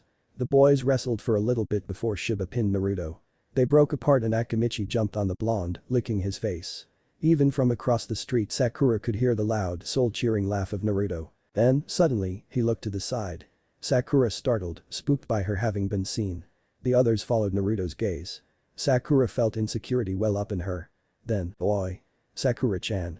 Naruto was waving her over, a smile on his face inviting her to join them, no judgment, no anger, just pure acceptance and a desire for her to be with them and be happy.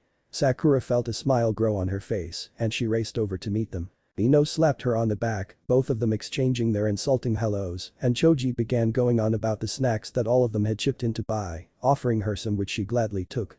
Shikamaru grumbled and Kiba went back to wrestling with Naruto. Sakura felt the warmth of acceptance and friendship seep into her, gratitude filling her at the kindness Naruto had unconditionally given her. So, where's Sasuke? Sakura raised her brows at Ino's question, inside turmoil wanting to shove it into her frenemy's face that Sasuke was on her team and that she knew the answer.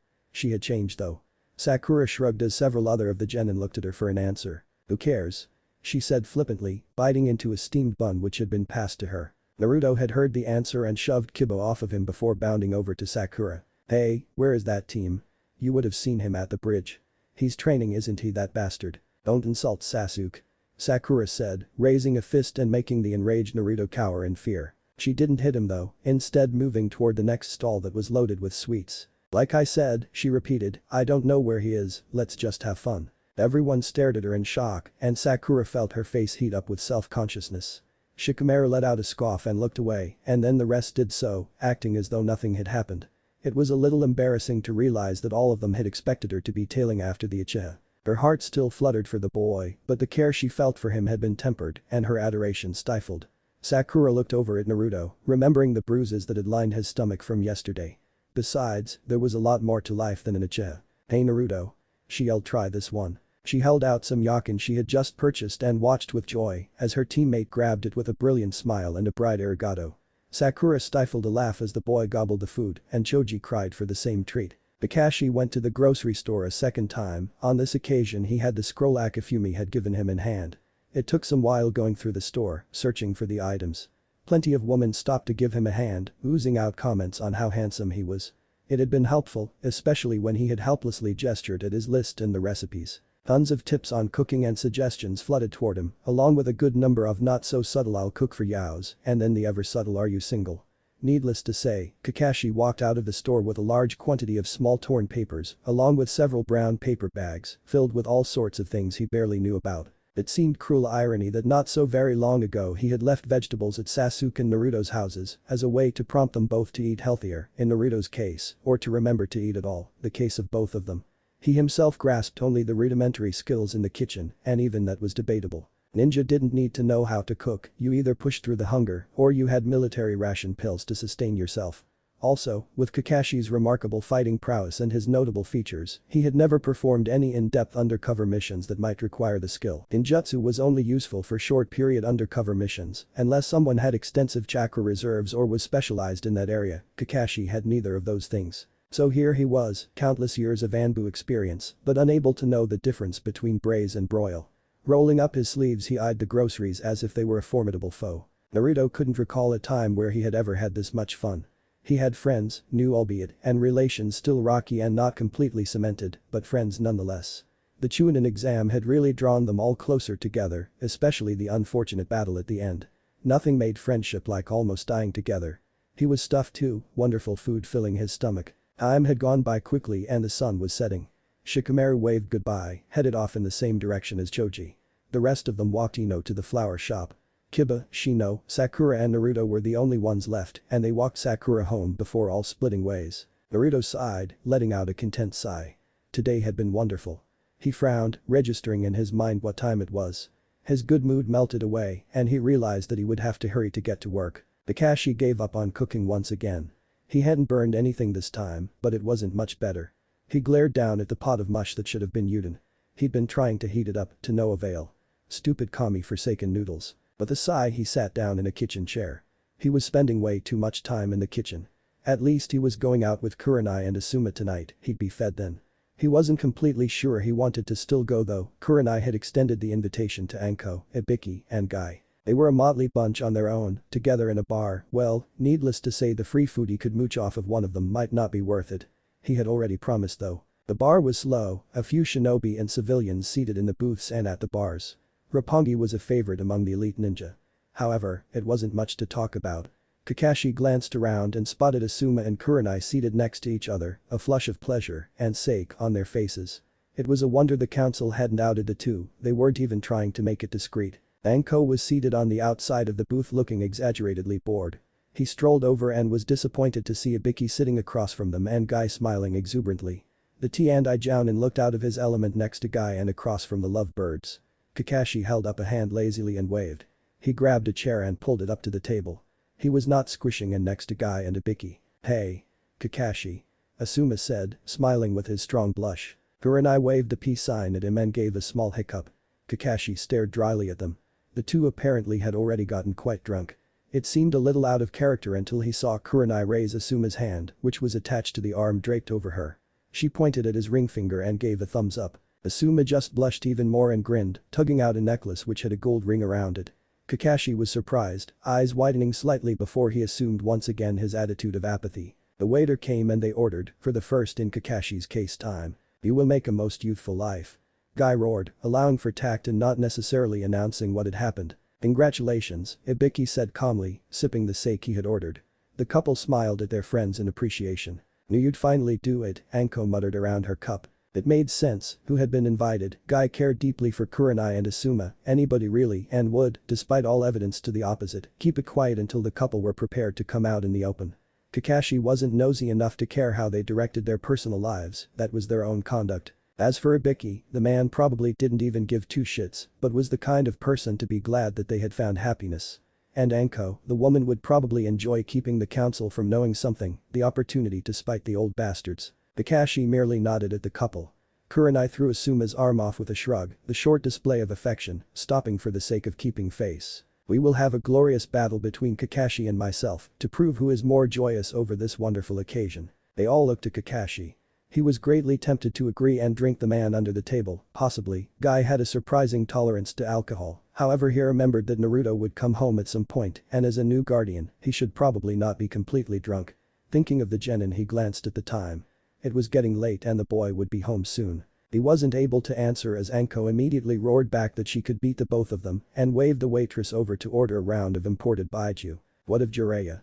Asuma asked amid the competition which had arisen between Anko and Guy. Everyone was deeply invested in the Sanin's mission and the two competitors glanced over at them, still listening despite their own discourse. Kakashi was quiet for a moment, there wasn't much he could reveal though, not here in the bar. "He'll be back within the week," Kakashi said, not adding on the fact that Jiraiya would probably be quite disappointed with what had happened to Naruto. According to the man's talk with him a few days before Jiraiya's leaving, he planned on taking the boy out of the village due to the threat of the Akatsuki and to train him as he had Minato. Hopefully this whole Hokage business will be dealt with by then, it's grown wearisome hearing the bickering among the council, Kurenai ground out, glaring down at her glass. "Hi," Anko agreed, "the old bastards are going to get us done in if they can't make up their mind." Asuma finished his cup of sake and poured himself some of the newly brought baijiu. "How come they haven't offered the position to Jiraiya?" he queried. "He's refused it," Kakashi stated. There was a humph of condescension from Anko. "It's not like that, there are things the Sannin is involved in that go far beyond Konohagakure, things which point to future conflict," Ibiki threw in. The atmosphere of intrigue was cast, a dark one which boded no good for anyone. Comrades, let us celebrate this momentous occasion. Let the misery stay outside of our bosom meetings of joy." Guy interrupted. As awkward as Guy's statements sometimes were, they always held a grain of truth which struck much deeper than any of them often ever anticipated. It's not the only thing to celebrate apparently, it seems that Kakashi is a new father. Asuma, Kurenai and Guy looked like they were about to lay an egg at Ibiki's casual statement. Anko literally spewed her drink across the table and Kurenai had to thump her on the back. Kakashi felt the inquisitive eyes of the T&I ninja on him. Nothing like that, I merely adopted Naruto," Kakashi said, waving a hand as he took a sip of the sake. No one looked any less shocked, in fact they seemed to be even more surprised, Ibiki aside of course. "Adopted? Can you even?" Kurenai mumbled. Asuma's mouth, which had been hanging open, shut and he looked quite serious. Well, this is still a glorious event to celebrate." Guy stuttered back into a revival of his spirit. "Why?" Anko asked, looking genuinely curious and a little worried. Ibiki was still looking at him. Kakashi had a feeling the man already knew all the answers and was more interested in the emotional and psychological parts of it behind Kakashi's choice. He had no interest in sharing that side, especially as he was still a little unclear of it himself. Guy had taken a course of celebration. To pass on his youthful spirit of coolness and awesomeness. Unable to labor his loins, my great rival Kakashi must pass on his knowledge somehow. Everyone cringed at the labor his loins part. Kakashi decided to let them have at least part of an explanation. His funding had been cut, he was living under the southern bridge right outside the village. Kurenai for the first time wasn't smiling, Ibiki's expression didn't change, and Guy and Asuma became quite serious. The waitress came up, interrupting the unpleasant moment, and set down another round. Kakashi finished his cup and stood. He was going to get out of there before any of them had the chance to snap out of the shock of learning of his impromptu adoption. I have to head home, make sure the little brat isn't up to anything. He looked to Asuma and Kurenai, I congratulate you both. Of course, have a good night, Kakashi, Asuma spoke, the others throwing in their own farewells. Kakashi headed back to the house.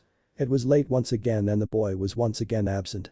Annoyance rose in him, the little brat hadn't told him where he went and he had continued to avoid answering the questions Kakashi had put forth. Kakashi was going to discover exactly where Naruto worked. Looking for the child would take forever on his own. He could summon his ninkin, though it seemed a rather drastic course of action, but then again, Kakashi often used drastic measures for little things. He performed the summoning jutsu and Pakken appeared. The dog looked up at him, those heavy-lidded eyes managing to communicate annoyance, surprise, and bored indifference all at the same time. What do you need, boss? I need to find Naruto. The dog's expression gained an undue, in Kakashi's humble opinion, amount of annoyance. Can't you even hold on to one little genin? You're getting old, Nakama. Kakashi smiled and tucked his hands into his pockets, Ma, that's what I have you for. Pakken shook his head at the man's antics and instead let out an exaggerated huff of breath before turning to his task. Kakashi followed his ninkin across the rooftops, a sense of deja vu hitting him. Looking for a missing Naruto once again. You know, Pakken said as they passed the gate and were waved to by the Chunin on guard, you're gonna start needing to put a leash on all those kids of yours. Kakashi didn't respond to the ninkin, following him instead as they made their way through the forest. They swept through branches, and Kakashi was disturbed by how far out they were traveling. In fact, they were going far enough out and in the same direction as the next village on, a small highway town that had a whorehouse as the main building that served as bar, shinobi supplier, and eating venue. The only other buildings in the town were a few poorly constructed living abodes and the post office. It wasn't exactly where a person would want to spend time. The village's name was Shimbara, but it had the nickname Yukaku, ironic since the place was more of a cesspit than a whorehouse. It also ran as a sort of cemetery, nicknamed the Nage Komi Dera, a place where cheap and useless shinobi went to die with a semblance of ceremony in the burial. It was the last place Kakashi wanted to find his student. They slowed down as they entered the town, and Kakashi felt his heart fall when they moved toward the largest building in the town. Kakashi hesitated at the doorstep, he had nothing to fear, he was a powerful shinobi, but he was afraid of exactly what he was going to find in the unsavory establishment. It was poorly lit, all the screens made of dark cloth and a few windows shut up. It smelled like piss and stale sake. The room was partially split into two sections by a wide rice paper partition decorated in sakura blossoms. One part was set aside for dining, the other a reception area no doubt for whoever had come to solicit service from the few women lounging in old chairs. He hesitated there, eyes adjusting and sizing up the room. The woman rose and came over to him, she had dark set eyes, sunken but attractive. She was so young it made Kakashi ill at seeing the practice and ease of wisdom with which she approached him. Can I help you, Tabibito-san, are you seeking the spiritual pleasure of one of our Maiko? Kakashi inwardly shuddered at the crass connection to this place being a temple. I smiled. I am here for a meal. The woman smiled graciously and gave a small bow before moving away from him, back towards the partition side of the room.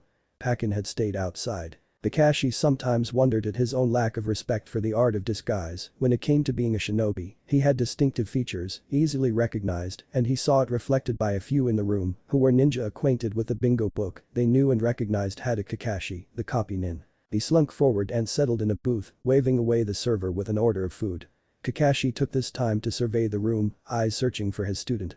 He spotted him, a back door swinging open and the boy placing a mop and bucket up against the wall. Naruto was wearing a cloth wrapped around his bright blonde hair and his face was powdered white with cheap makeup material that was hiding his tanned skin and whisker marks. His orange was gone and in its place was a thin, poorly made kimono that was slightly too big for him and was faded a dull blue. Kakashi watched as Naruto looked to the girl who had originally taken his order, she frowned, speaking to him before gesturing to the room. Naruto nodded his head and the girl stepped to the partition side of the room. Naruto disappeared once again through the back door. Several minutes later and Kakashi watched as an older woman swept into the room by way of the partition side. She was dressed in slightly nicer clothing that was flashy, the showy glamour of a woman trying to appear greater than she was.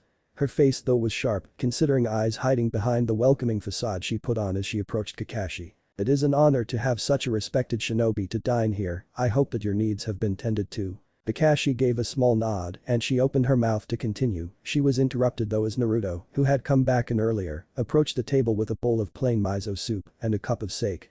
Naruto had his eyes on the ground and only looked up as he set the bowl and cup down. His eyes widened as he saw Kakashi and the cup was upset, spilling over. Naruto jumped to clean it up, drawing from his kimono a dirty white cloth and stuttering out a slew of sorries. "Thank you, Koji," the woman said with a sharp tone, addressing Naruto. Naruto fled, retreating out to the back door.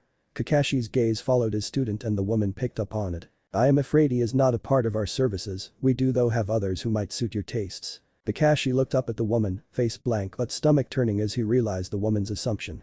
A shinobi at the table opposite of Kakashi spoke up, leering smile directed at the woman. 200,000 yen and the bitch still says no, 600,000 yen Kaido offered, and she always says no. There was a jeering hum of agreeance from a collection of the shinobi in the room and someone else chimed in. "Not even a respected shinobi will get a Kojibo, eh, Nakamura-san?" The woman put on a front, turning to the ninja, "You won't even get a pretty Maiko if you keep talking Hisami." The ninja ducked down, chagrined.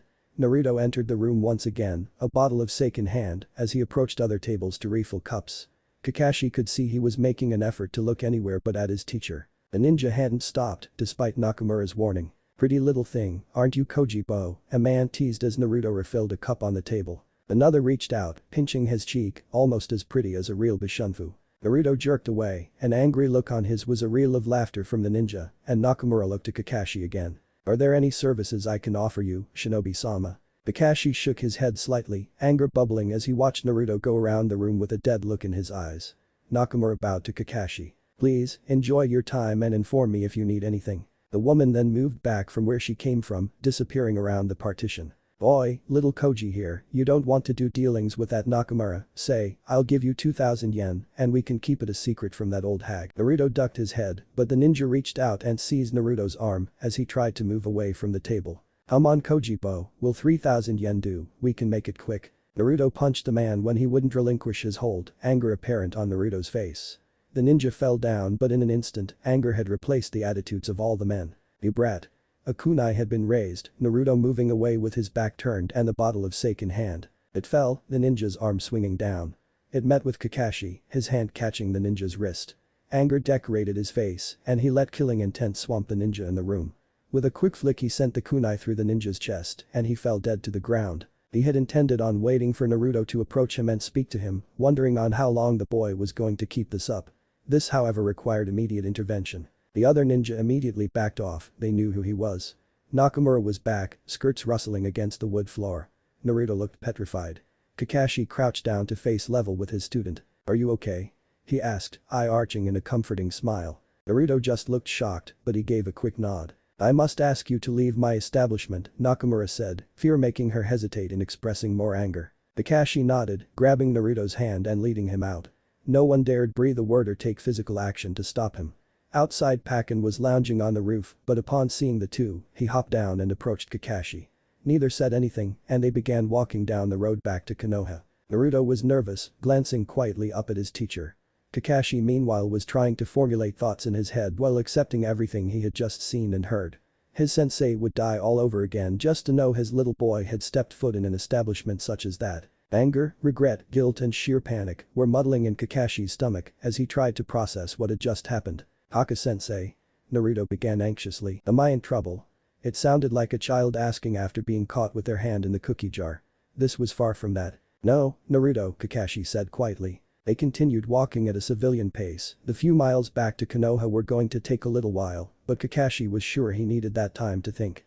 A little while passed. "Naruto," Kakashi started, "have you ever, or has anyone ever," he trailed off, trying to formulate the thought in a less coarse way. Naruto though seemed to catch on, and his face blushed.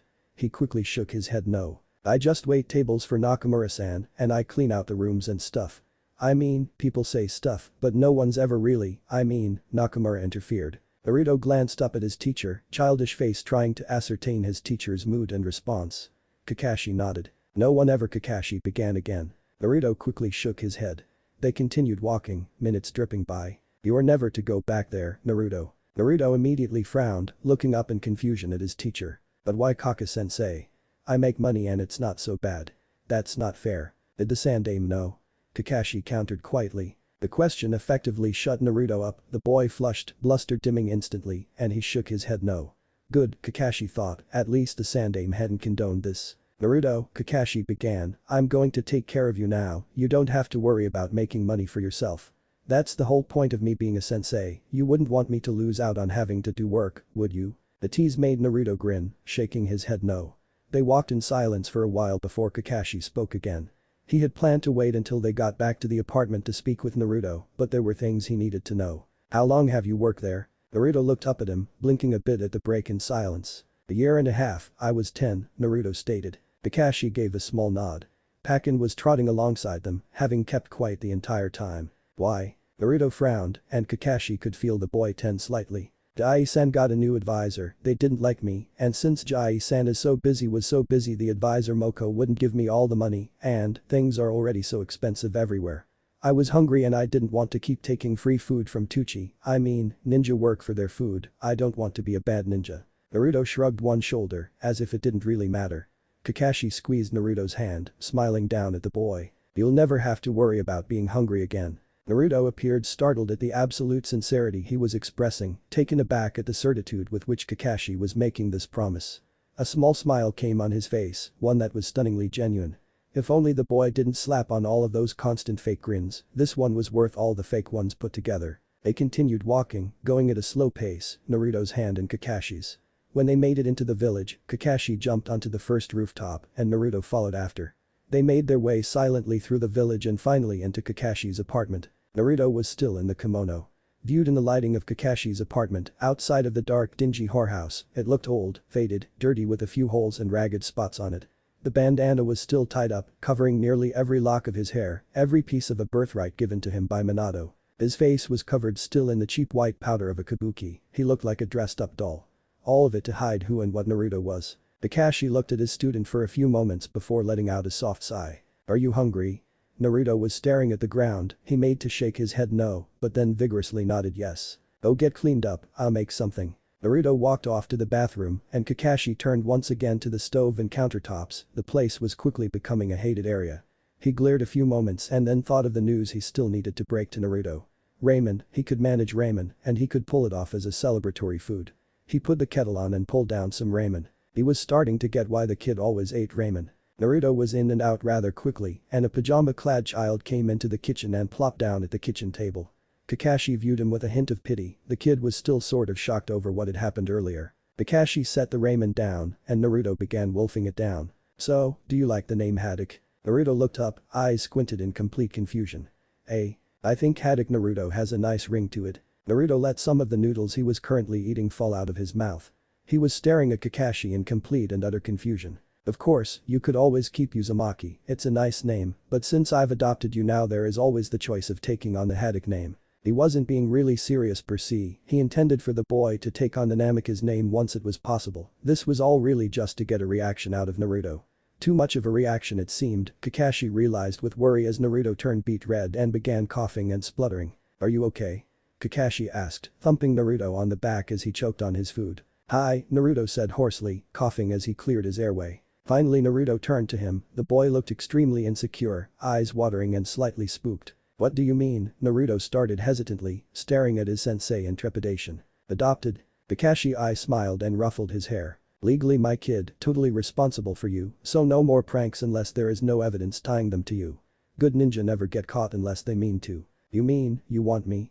There was a certain amount of awe in Naruto's voice, disbelief. Kakashi smiled, hi. Kakashi was surprised as a body slammed into him, arms wrapping around his middle. He could hear Naruto sobbing and spouting off a slew of words that were lost to his crying. Awkwardly he put his arms around Naruto as response, uncertainly patting the boy's head. Physical affection wasn't his forte. It shouldn't be too hard though, just like dealing with one of his puppy Ninken. Naruto pulled back, wiping at his eyes, but still in Kakashi's realm of personal space. Somehow Naruto had seated himself on Kakashi's lap. They said I'd never be adopted, that monsters and demons didn't get families. Kakashi assumed that they were the other orphans, or probably even the workers in the orphanage. Arigato Kaka-sensei. Naruto once again hugged Kakashi. Kakashi was stunned at the show of affection and once again awkwardly reciprocated. Your ramen is going to get cold, Kakashi offered, in hopes to disentangle himself from having to continue hugging Naruto. It wasn't unpleasant or anything, just unfamiliar and therefore uncomfortable to a certain degree. Naruto, as he predicted, jumped back to his side of the table, furiously starting in on the ramen. Alright, Naruto, now that I'm officially responsible for you, not just in shinobi work and such, I am going to expect you to behave a little differently. For the first part, don't lie to me about anything, don't hide things, and if you need help, come to me. I know that you're a shinobi, an adult in layman's terms, considering you now lead a professional career, but you are still a child and still not completely capable of being on your own. Second, your diet is going to change, that means less ramen. Third, there is something called manners which I am going to expect you to have some experience with. Do you understand me? Naruto had a mulish expression on his face as he continued chewing his noodles. Less ramen seemed to have hit home with the kid. I'm still your sensei, as such I'm not going to be any easier on you, in fact, I'll be tougher because you are now representing the Haddock name. To live up to the Haddock name you have to be at your best and trying your hardest. This brings me to the next point. Naruto had finished his ramen and looked rather sleepy. It was unfortunately quite adorable, and Kakashi hesitated to continue and instead to just let his little adopted child sleep. Ah, adopted child, son, Minato-sensei would be so proud and more than a trifle amused. Do you remember Hirayuka Akifumi, the doctor who looked you over? Naruto nodded. Hi, she had pretty skin, like the bark of the mangorobu, dark. Well, she found some health problems. I won't outline all of them right now, but to help you become a better ninja, we would need to do something which would be difficult and very tiring for you. If you agree to the process that means you have to go all the way through with it, okay? Naruto nodded, his hair bobbing up and down. Know that if you do this, it won't seem like you're getting stronger at first, it will make you weak first. Oftentimes to become strong we have to weaken ourselves so that we can build from a fresh start. Can you do this? Naruto hesitated, still stumbling over the counterintuitive advice Kakashi had just given. He gave another nod. Good, then go to bed and get lots of rest. Tomorrow we will visit with Akifumi again and also complete another mission. Naruto let out a loud groan, but got up from the chair and slouched his way into the room that was now officially his. The kid climbed into bed. Kakashi had followed and was standing in the doorway for some inexplicable reason, just watching. Naruto noticed and with half-lidded eyes and already partially asleep, he looked to his teacher and now guardian. He had a big smile pasted on his face and he mumbled sleepily, somebody wanted me. Kakashi smiled, strolling over and tucking Naruto in. The kid was already asleep, obviously exhausted from the day and night he had had. Kakashi himself felt a small roll of resignation go through him. He gently ruffled Naruto's hair and walked out. He really was going soft. Kakashi was woken up by knocking at his door.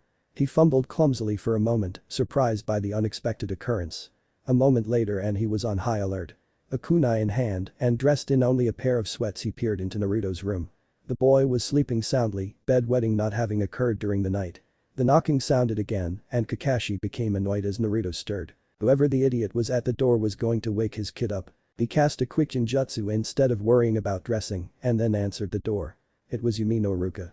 Iruka's eyes flickered to the kunai that was loosely clasped in Kakashi's hand. Haddock-san, Iruka said. The Chunin appeared upset, face pale and obviously trying to hide the way his hands were trembling. Naruto's missing, Iruka stated, his control slipping and face crumpling in worry and fear. I've been looking for him everywhere, but his apartment is empty, some woman is living there. Iruka ran a hand through his hair, strands falling loose from his ponytail, and then turned that desperate gaze back at Kakashi. He could be hurt. Or, someone could have done something, or, he's okay, Kakashi interrupted. Iruka looked confused and his worry didn't fade. What do you mean? Where is he? Iruka demanded. Kakashi kept back a sigh of annoyance, he really wished the Chunin would calm down a little. But now he knew where Naruto got part of his loudness. If you'll be quiet I'll tell you, Kakashi stepped to the side and walked into his apartment. Iruka followed and they made their way into the kitchen. Kakashi sat down at the table and indicated for Iruka to sit. Iruka did. He's safe, Yumi no, he's with me. Iruka frowned and looked confused. Kakashi stood and went to Naruto's room, opening the door silently, the Chunin following him. Iruka looked in and he appeared to become even more confused. Kakashi shut the door. I adopted him. Emotions flickered across Iruka's face, finally drawing away as he swallowed the lump in his throat and composed himself. When? Iruka asked in a subdued voice. Kakashi went back into the kitchen and put the kettle on to make tea.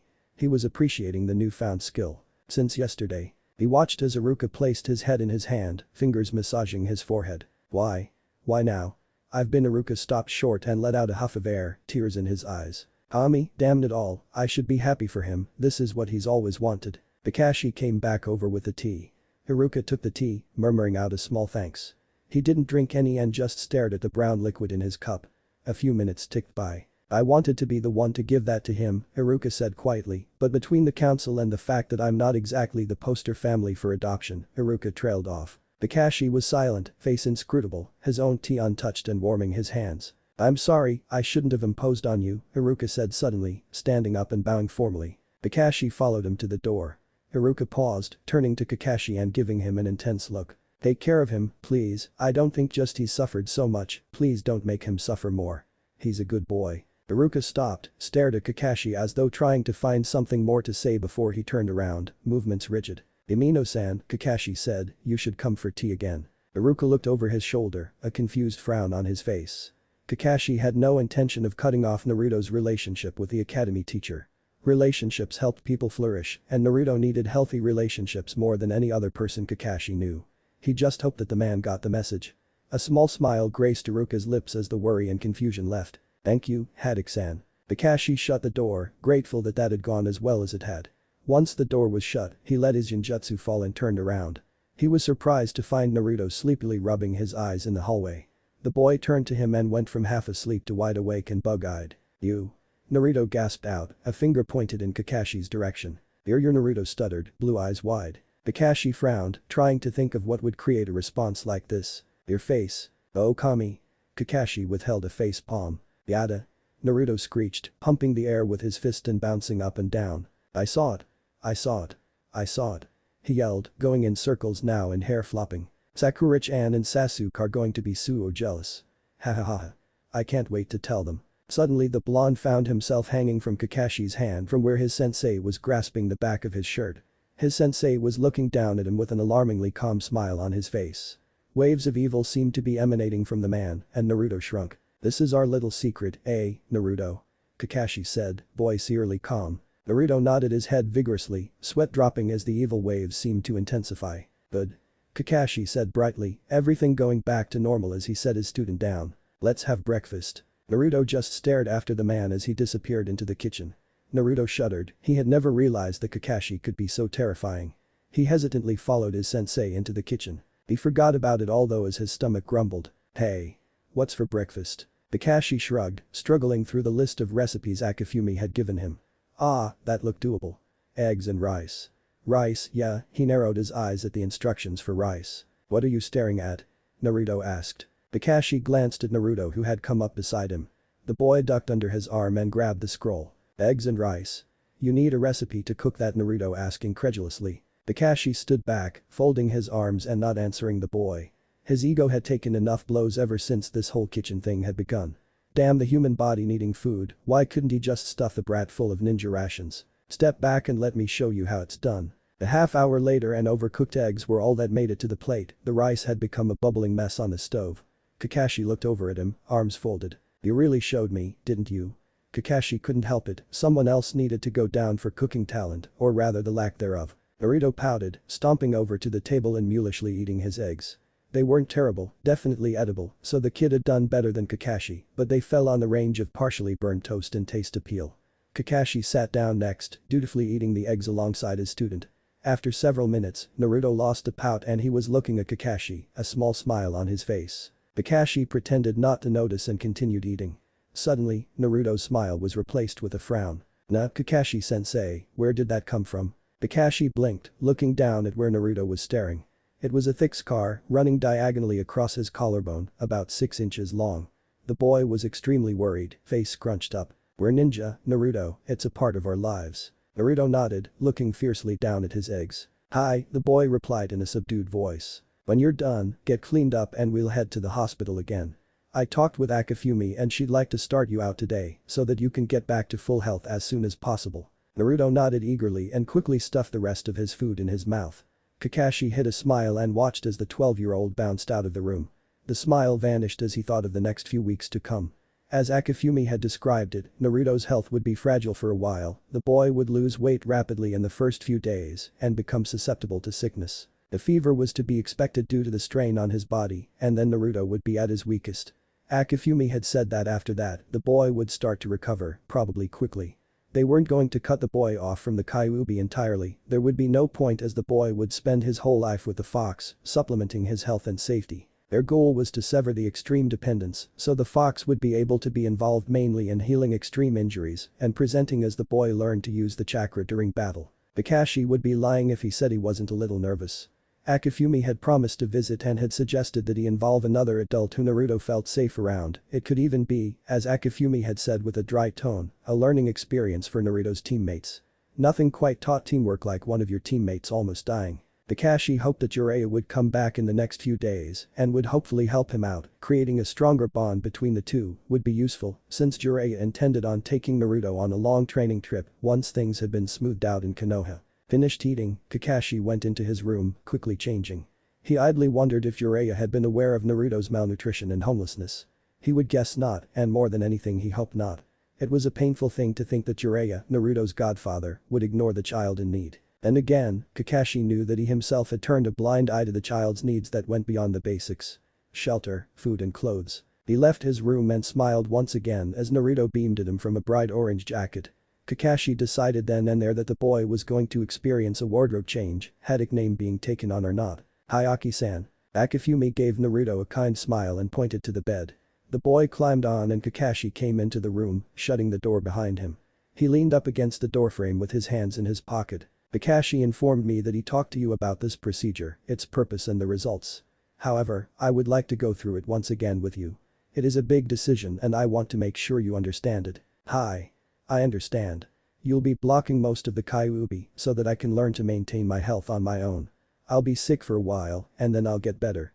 It'll help me become a better ninja." Akifumi gave a nod. "It will be very hard on your body and will leave you vulnerable." Naruto shrugged, "It doesn't matter if it almost kills me. Nothing will stop me from becoming a better ninja. Believe it." Akifumi nodded and then instructed Naruto to remove his shirt. Naruto did so, Kakashi once again having to turn around. "Alright, it's off, you can turn back around," Naruto said. Kakashi turned around and kept back a sigh. Naruto wasn't wearing a shirt. Apparently the boy just didn't want his sensei to see him take his clothes off because the action was so much worse than staring at Naruto's naked torso after he had the shirt off. The logic of it made Kakashi want to laugh while also faceap him. "Alright, I'm going to put a basic Fuinjutsu on you, it shouldn't affect your regular chakra store. After about 2 weeks, I'll have you come back in and I'll remove it." Akifumi placed her 2 glowing hands on Naruto's stomach. A few moments passed and she took her hands off. "We're done," she said. Naruto glared at Kakashi.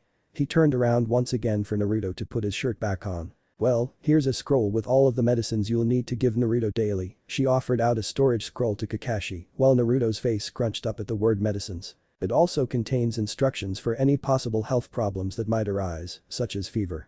If any issues come up feel free to contact me." Kakashi smiled gratefully and gave a small nod of appreciation. "Be careful the next few days, I'd say you have about 18 hours or so until the jutsu really kicks in, so you can do a mission if you have one, but by tonight be prepared." Naruto scrambled off the bed and slammed into Akifumi, hugging her tightly.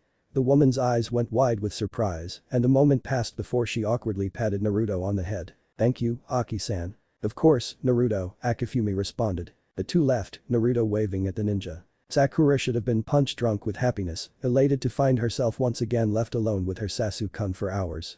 Instead she was bored, extraordinarily bored and more than a little annoyed. There was a fine line between cool and rude, Sasuke had been towing it for the last hour, and instead of an inner squeal of how cute Sasuke looked, Sakura was holding back her inner fist from coming out and pounding the boy in the head. He didn't need to be such an ass all the time. "Sasuke-kun, why won't you train with me?" Sakura asked, a little frustrated that the boy had been pounding at an inanimate object for the last hour and had refused to practice with a living, breathing ninja who would pose a greater challenge than a tree. Usually she swooned at the thought of Sasuke treating her like a delicate spring blossom, her as ever skewed reasoning, but now she was taking it as a slight to her ability as a kunoichi.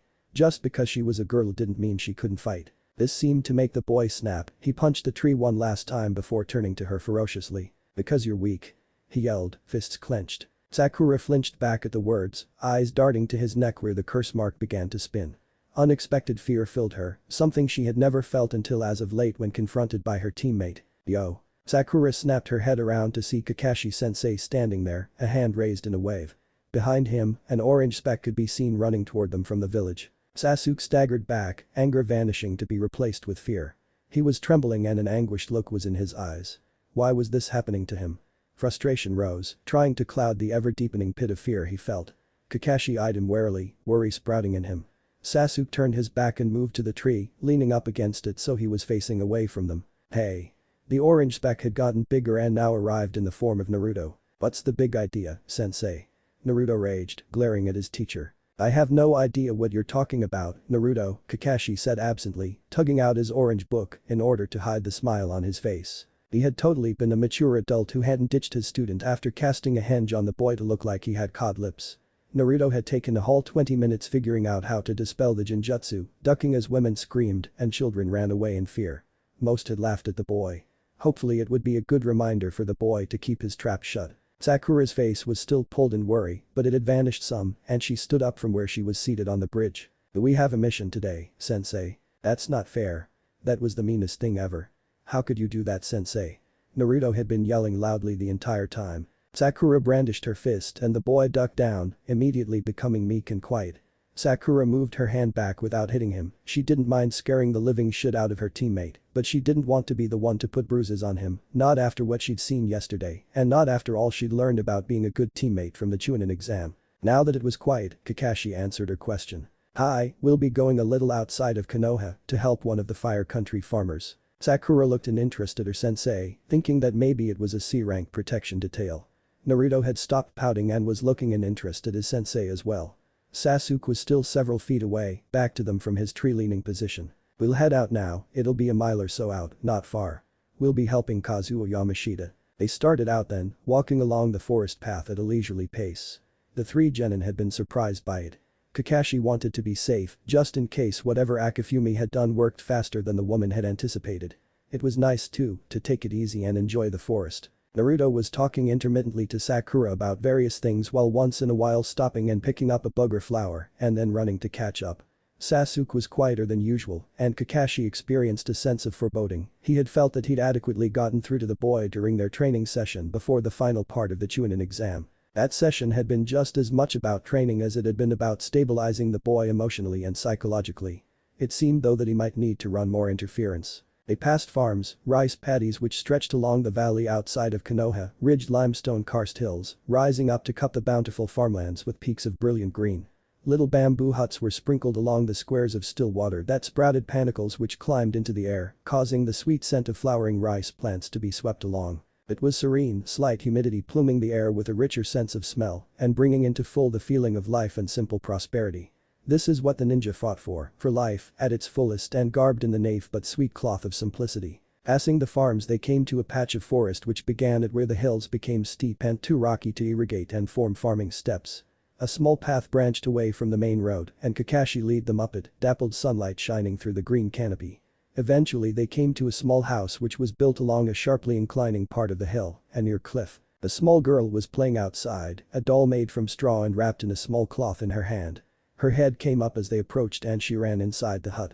Kakashi led his team in, entering the doorless entryway into a small poorly lit, one-room house. It had a dirt floor, two straw mats in the corner, an old man laying on one of them. Kakashi approached the old man who was frail looking, the slight scent of sickness wafting from his bed place. Kazuo Yamashita? Kakashi asked politely. The three students stared in wonder as their teacher referred to the poor man with a distinct respect, unusually proffered to someone so economically below them. Sasuke was struck the most by his teacher's behavior, while Naruto didn't seem to really take note of its strangeness. The man rasped, eyes clouded from both age and sickness. Kakashi grasped the frail, veined hand which reached out. I am from Konohagakure, we are in your service Yamashita-san. The man blinked, barely seeming to understand. Kakashi turned to his three genin. Sakura, I want you to tend to him while I gather some materials for his sickness. Naruto, Sasuke, continue his work by gathering firewood, we are here to help him gather his strength and continue his business. The little girl was only 5 or so and she stood with wide eyes in a corner of the room, watching them with her doll clutched to her chest. She wore a simple kimono and was barefooted. Kakashi moved from the man and walked over to the little girl, crouching down. You must be Mew. he said kindly, eyes curved as he smiled gently behind his mask. The girl nodded her head. "That's a very pretty name. My name is Kakashi and these are my students. We're here to help your grandfather. Would you like to help too?" The girl gave a small smile and nodded. Naruto took up on Kakashi's introduction. "I'm Yum. I'm Naruto. We're going to have a lot of fun, Dadabeo." He was smiling brilliantly at her and held a hand out. She took it and they headed out of the hut. Sasuke had already left as soon as Kakashi had issued his order. Sakura was kneeling by the old man, but her gaze was on her teammate, eyes thoughtful and introspective. Kakashi stepped out of the hut and disappeared off into the forest to collect whatever plants he would need to make medicine. Sakura was left alone and she let out a small sigh, moving to set to work. It was strange seeing a place like this, that the poor existed and stood at the mercy of health to survive.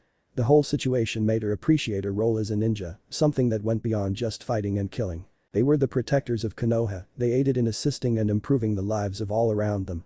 Low-cost missions such as these, though seemingly pointless and moot, helped to secure a good relationship with the rest of the Fire Country, while lending aid to those who had no one to help them and couldn't afford the expense of a doctor. Things like this made her feel less like a tool for death and more like an instrument to make the world around her a better place. She dipped a rag into a bowl of water, wringing it out and pressing it to the man's head. Satisfaction filled her, D-rank sometimes weren't as bad as they seemed. Time passed, Sasuke efficiently gathering large loads of firewood, while Naruto collected very little with the aid of Mum. Kakashi returned with some plants and began making a bolus for the man. He gave Sasuke and Naruto the order to go out to the nearest village to sell what firewood they could. The two set out, Mum tagging along with her hand firmly planted in Naruto's. Sasuke was tired, annoyed and frustrated. The morning's events hadn't left him, and all day he kept reaching up to brush his fingers against his neck. The mark wasn't showing anymore, but he could feel it, lingering on his skin, a poisonous breath of decay and power. He tried to shrug it away by throwing himself into gathering wood as quickly and efficiently as he could. Now, he was leading the way down the road to the nearest village, Naruto walking behind him with a load of firewood in his arms, and the little girl Mum conversing with him. "Really?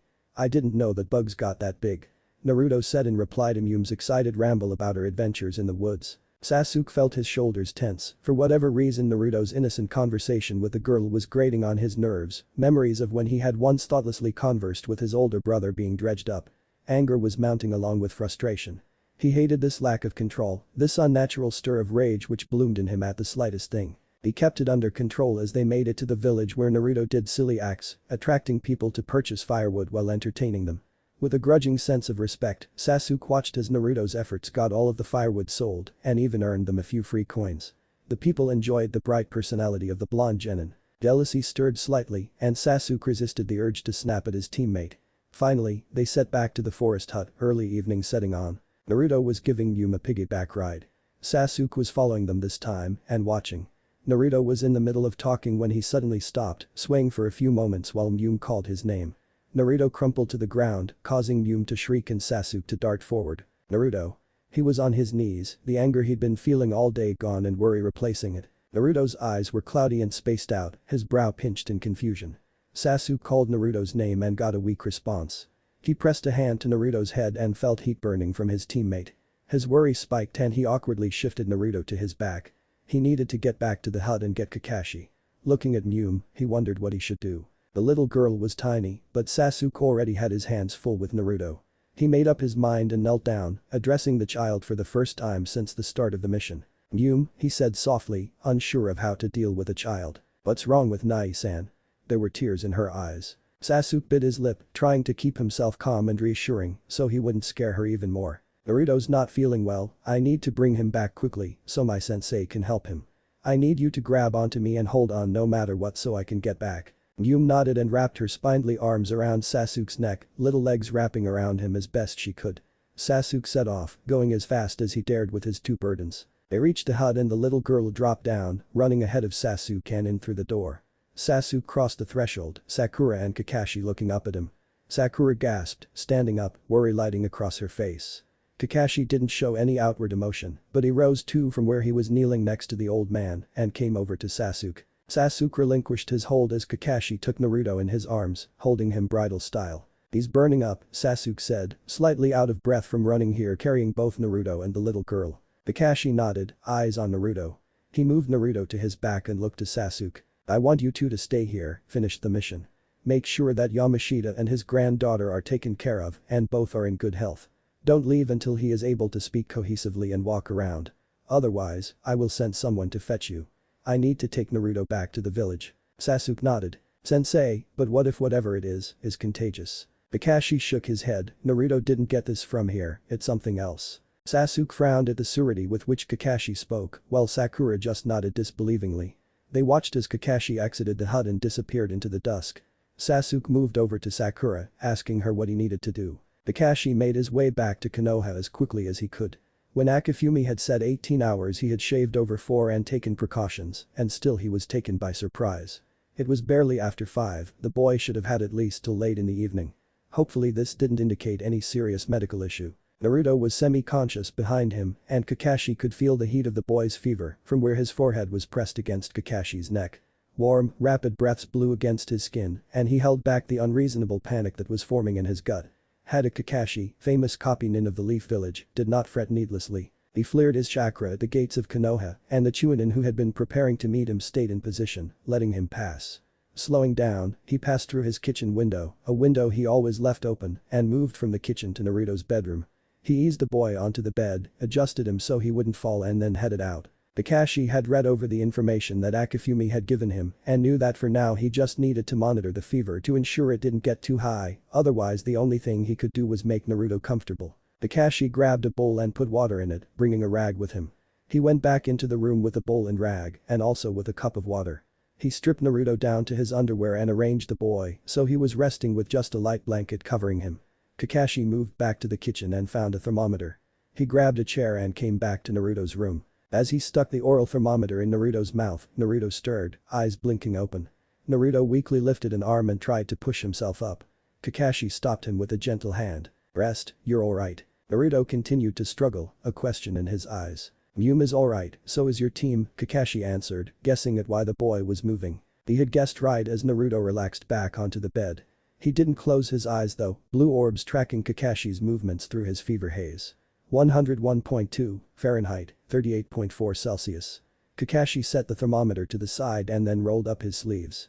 Carefully he took the rag and doused it in the water, wringing it out before setting it on Naruto's forehead. The boy relaxed at the cooling sensation. Kakashi looked at his student, gaze as ever inscrutable as ever. Naruto gazed back, weary-looking and tired. "Rest, Naruto, I'll keep watch." The boy blinked before closing his eyes. Kakashi leaned back in the chair, flipping out his book. Tonight was going to be long. Kakashi made his way through the book, not really being able to concentrate on the words or plot. His mind was on Naruto and on his other 2 genin back at the old man's hut with a little girl. He wasn't worried about Sasuke or Sakura, he'd informed the mission room of where they were, and he was confident that the area was safe, relatively that is. As for Naruto, he looked at the flushed face of the 12-year-old. As Akifumi had said, there wasn't much he could do except make Naruto comfortable. For the first few hours, Naruto's condition was the same. He still had the fever and was absolutely still, going in and out of sleep. Kakashi gave him water and helped him one time to the bathroom. It wasn't until it was going on 9 that something changed. Naruto began tossing on the bed and he moaned in discomfort. Kakashi's book snapped shut and he set it back in his vest. He took the thermometer and placed it in Naruto's mouth, but the boy jerked away, eyes blinking dazedly open while he let out a whimper. "Hold still," Kakashi softly ordered. Naruto didn't seem to even hear him, twisting away from where Kakashi had grasped his arm. Kakashi felt worry form in his stomach as he placed his fingertips against Naruto's forehead. If he was correct, it seemed as though Naruto's temperature had increased. He had pulled his fingerless gloves off sometime earlier and a rough calloused palm pressed against Naruto's forehead while Kakashi used his other hand to place the thermometer in Naruto's mouth again. Frowning, Kakashi gazed at the reading, 103.4 Fahrenheit 39.7 Celsius. It was higher than before. He placed the thermometer on the nightstand and headed to the kitchen. He began filling the cup with water, wondering if he had any fever reducers such as Tylenol. There was a small scream of pain and fear, and in an instant he was back in the room with a kunai in hand. Instead of finding an intruder, all he found was Naruto, tucked into a corner of the room and so tightly curled around himself that he managed to take up hardly any space. Kakashi put the kunai back and carefully approached Naruto. He crouched down so that he was level with the boy. Naruto had his face pressed into his knees, and Kakashi could hear that he was mumbling. "Naruto." Kakashi started to reach out, and then Naruto pushed forward, scrambling past Kakashi and dashing toward the door with a scream. Kakashi cursed, following his student and catching up with him right as the child tried to wrench the front door open. He seized Naruto, pulling the boy to his chest, effectively pinning Naruto's arms down. Naruto was kicking and screaming for all he was worth, and Kakashi was struggling to keep a hold of him. Kakashi tried to speak to him, talk him out of whatever fever dream he was in. It didn't have any effect, and finally Kakashi sunk to the floor, sitting with his back against a wall and legs splayed out, Naruto cocooned against his chest. Kakashi hooked his legs around Naruto's as they thrashed out, pinning them. He was going to have quite a few bruises as of tomorrow. After several minutes, Naruto stopped struggling as much, shaking all over, but body yielding. "Naruto?" Kakashi whispered. The boy just let out a frightened cry, blue eyes distant and unseeing, filled with terror. People all around him, surrounding him in a suffocating room of heat and chill. Naruto knew what they were there for, everyone in the village coming to kill the monster. He could hear his teammates' cheers, distant and discordant with bitter hate. Then his sensei, hand once kind, reaching out murderously. He tried to run, tried to hide from it. Then hands were on him, hurting him, punishing him for something he had never chosen to be. He tried to escape, run, get away and save himself. He couldn't face the hate of his precious people, to look and see that it had all been a well-fabricated lie to gain his trust, so they could once and for all rid themselves of a monster. He wanted to tell them, convince them that he wasn't a monster, but the only thing he could do was cry out, struggling in vain against the burning hands. Why was it so hot? The voices grew louder until something else broke through, a deep reassuring voice promising safety and protection. Slowly Naruto came back to himself, first feeling some warm wall he was pressed against which rose and fell with the comforting voice. He was so tired, his lid slid shut and he let out a soft sigh as he stopped struggling altogether. The arms which had previously been like horrible constricting snakes loosened and a hand began gently rubbing his back. Naruto eased at the physically given solace and let his body give into the tender embrace of unconsciousness. Kakashi wasn't sure why he started talking, mumbling to Naruto that everything would be alright, that he was safe, and that Kakashi would protect him. He'd never been a fan of words, especially the ones whispered to children to comfort and calm. Ever since his father had abandoned him, stealing away his kindness and those gentle words, he'd avoided platitudes. Now it felt like he was his father, reenacting the scene of Tsukumo cradling his little boy through fever and illness. It hurt as much as it made him proud, he had hated the image of his father as closely as he looked up to it. To be like him was both painstakingly shameful while achieving the greatest achievement he'd ever set for himself. To feel like a father was a fragile thing of both strength and love and fear, in upsetting the delicate balance of safety a child needed. To be firm enough to protect the body of the child and supple enough to prosper the mind. Holding the small body in his arms, Naruto vulnerable and trusting, he felt, for the first time, like he was good enough to protect the child that was now his. When he felt Naruto fall asleep, Kakashi stood, legs slightly numb from Naruto's weight and his tailbone protesting. The boy was fast asleep, sweaty head set against Kakashi's shoulder. Kakashi frowned, Naruto was still too hot. He moved to the bedroom, setting Naruto on the bed and moving to the kitchen where he packed ice and rags. He placed the items under Naruto's armpits and around his head. The boy squirmed but he didn't wake up. The fever lingered at a high temperature for a while, before finally breaking in time for the dawn to come. Kakashi was tired, brain floundering at the emotions he'd experienced the last 12 hours. All his long fraught for calm had been torn away by Naruto, #1 unpredictable ninja. Naruto definitely lived up to his name. Kakashi sank back, letting his eyes rest while Naruto slept peacefully, finally free from fever. Iruka had spent a good amount of time drinking after the strange and sudden adoption of Naruto. He kept trying to be happy about it all, and somewhere, deep down he was truly happy for Naruto. He wasn't as good as he wanted to be at expressing to Naruto that he mattered, instead saying his I love yous in as many free bowls of ramen as possible, and a quick hug rather than words. Rubbing at his forehead, Iruka set the cup of sake that was in his hand on the bar top and threw down some change. It was early morning and Iruka had spent the entire night in the bar, hardly drinking, but instead moping. Naruto was the closest thing to family he had, and despite all his rational thinking, he couldn't help but feel like the boy had been snatched away. That was the selfish perspective, logic however pointed to the fact that Iruka had little time and money to give to the boy, considering that last month he hadn't even seen or spoken to Naruto. Frustration rose and sorrow, he devoted his life to work, he had few friends. A sudden desire to see Naruto, to ensure that Kakashi was going to keep his promise, came to him and he set off toward Haddock's house, slightly buzzed and without sleep. It wasn't until he had pounded at the door that he realized exactly what he was doing. He cursed, realizing that he was harassing a Jonin-level ninja, someone who had quite a bit of respect throughout the village and could easily destroy Iruka. Before he could turn and run, the door opened and Kakashi appeared, completely ruffled looking. His mask was down, his gloves off, and shirt sleeves rolled up to his elbows. He looked like he had just woken up after not having slept at all. Immediately the man pulled his mask up, covering the entrancing red eye. "What can I help you with, Yamino-san?" Kakashi asked, looking exhausted and slightly undone, something Iruka had never seen. I want to see Naruto, he demanded, determined that since he was here, he might as well go through with it. Kakashi looked annoyed but let out a sigh and shook his head, moving to let Iruka in. The door shut and Iruka followed Kakashi to Naruto's bedroom. Naruto was laid out on the bed, asleep but obviously sick. Iruka was immediately worried. What happened? Is he okay? Iruka moved over to Naruto. Iruka made a move to set a hand on Naruto's head but was stopped by Kakashi's hand tightly gripping his wrist, the hold painful. The man was leveling a steel gray eye at him, a gaze which was intensely serious and promised injury if Iruka disturbed the child. I just got him asleep, Kakashi said, letting go of Iruka and shifting to a more relaxed pose. Iruka watched the silver-haired ninja with a pondering look. Kakashi had acted like a dog, figurative hackles rising protectively when Iruka went near Naruto. I wouldn't hurt Naruto, Iruka stated. There was a moment of silence as Kakashi stared impassively at Iruka. I know, he said, tone not very reassuring. Iruka pursed his lips, trying to come up with a way to put the man at ease and make sure he got some rest.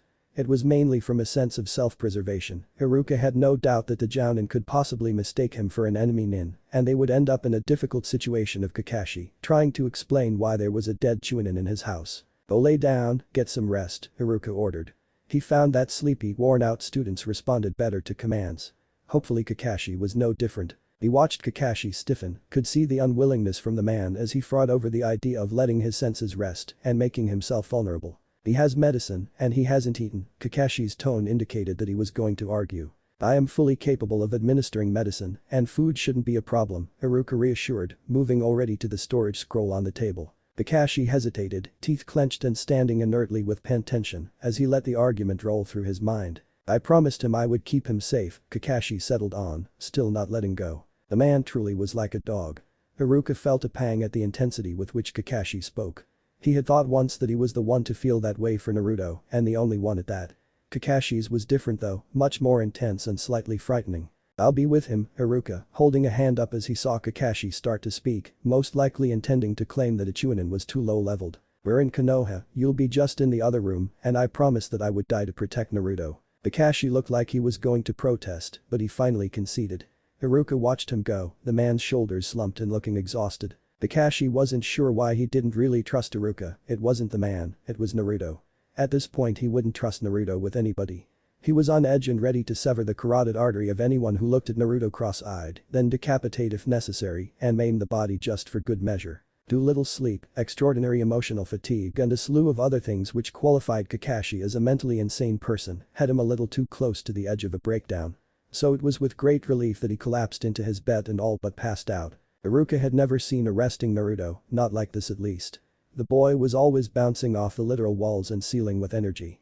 Right now he was completely still, breathing deep from sleep and with an unhealthy pallor which left a frown on Iruka's face. He roused the boy to take his medicines, dealing with lethargic movements and confusion as the boy mumbled out Kakashi's name, adorably shortened to Kashi, and promptly fell back asleep after swallowing some soup. Iruka sat back in the chair, dozing lightly as time passed and Naruto slept. After a few hours the door clicked open and Iruka sat up, pulling himself from the nap he'd been in the middle of. Haddock-san. He mumbled, blinking sleep from his eyes. Kakashi was indeed there, still tired looking, but somehow decently rested from the few hours he'd slept. Kakashi inclined his head politely, but kept his gaze on Naruto. There's some inashishi nabe on the stove, also some thin miso soup, but I made it for Naruto, Iruka stretched, watching as Kakashi didn't respond. You should eat something, Iruka prompted. A moment passed and Kakashi nodded his head.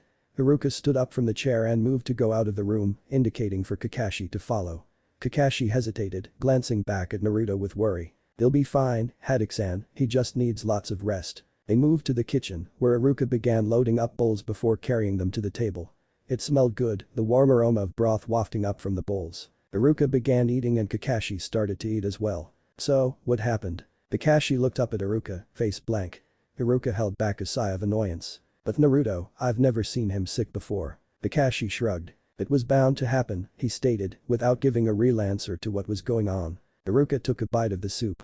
He knew that something different was going on here, he'd seen the instructions on the medical sheet, those medicines were all basic supplementaries, something you'd give to someone who was severely malnourished. Iruka had gotten the joy of helping out a few students in his working career who had needed some medical attention from forms of neglect. This indicated a severe case. If the reticent Jounin wasn't going to tell him though, he was going to have to find out another way. They finished the meal, and Kakashi immediately stood and headed back to the room. Iruka sighed and took care of the dishes, moving toward the sink and quickly washing them and setting them on a towel.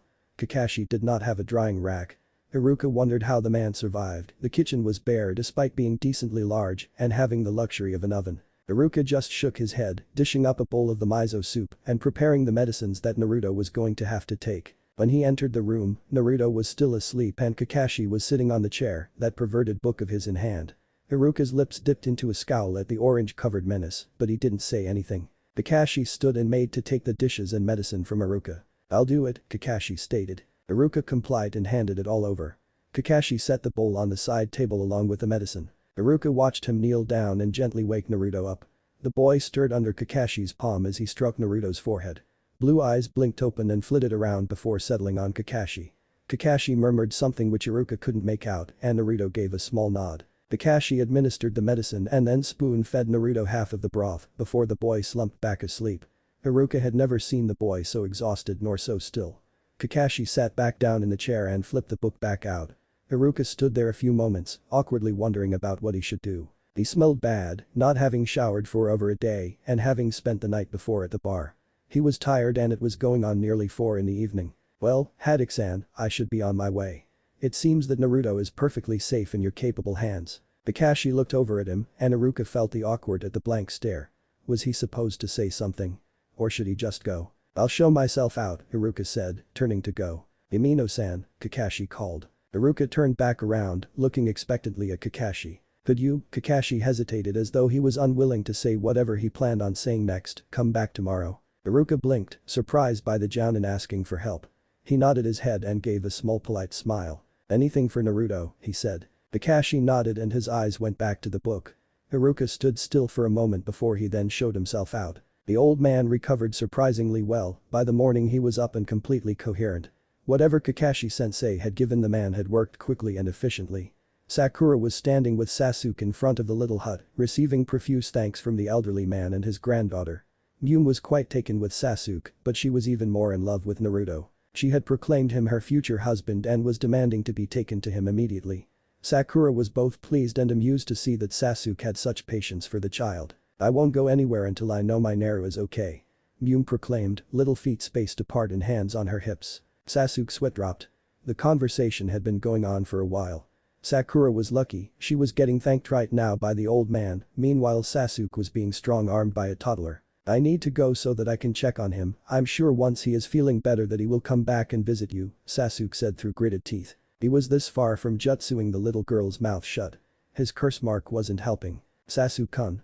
We're going." Sasuke nearly melted in relief at Sakura's call and quickly patted the child on the head before jumping away. As they bound down the path, Sakura was snickering. Sasuke sent her a sideways glare. They set into a decent pace, one which would get them back to the village within 10 to 15 minutes. The mirth died and both of their minds wandered to the alarming event of yesterday where Naruto had collapsed. Both were worried for their teammate.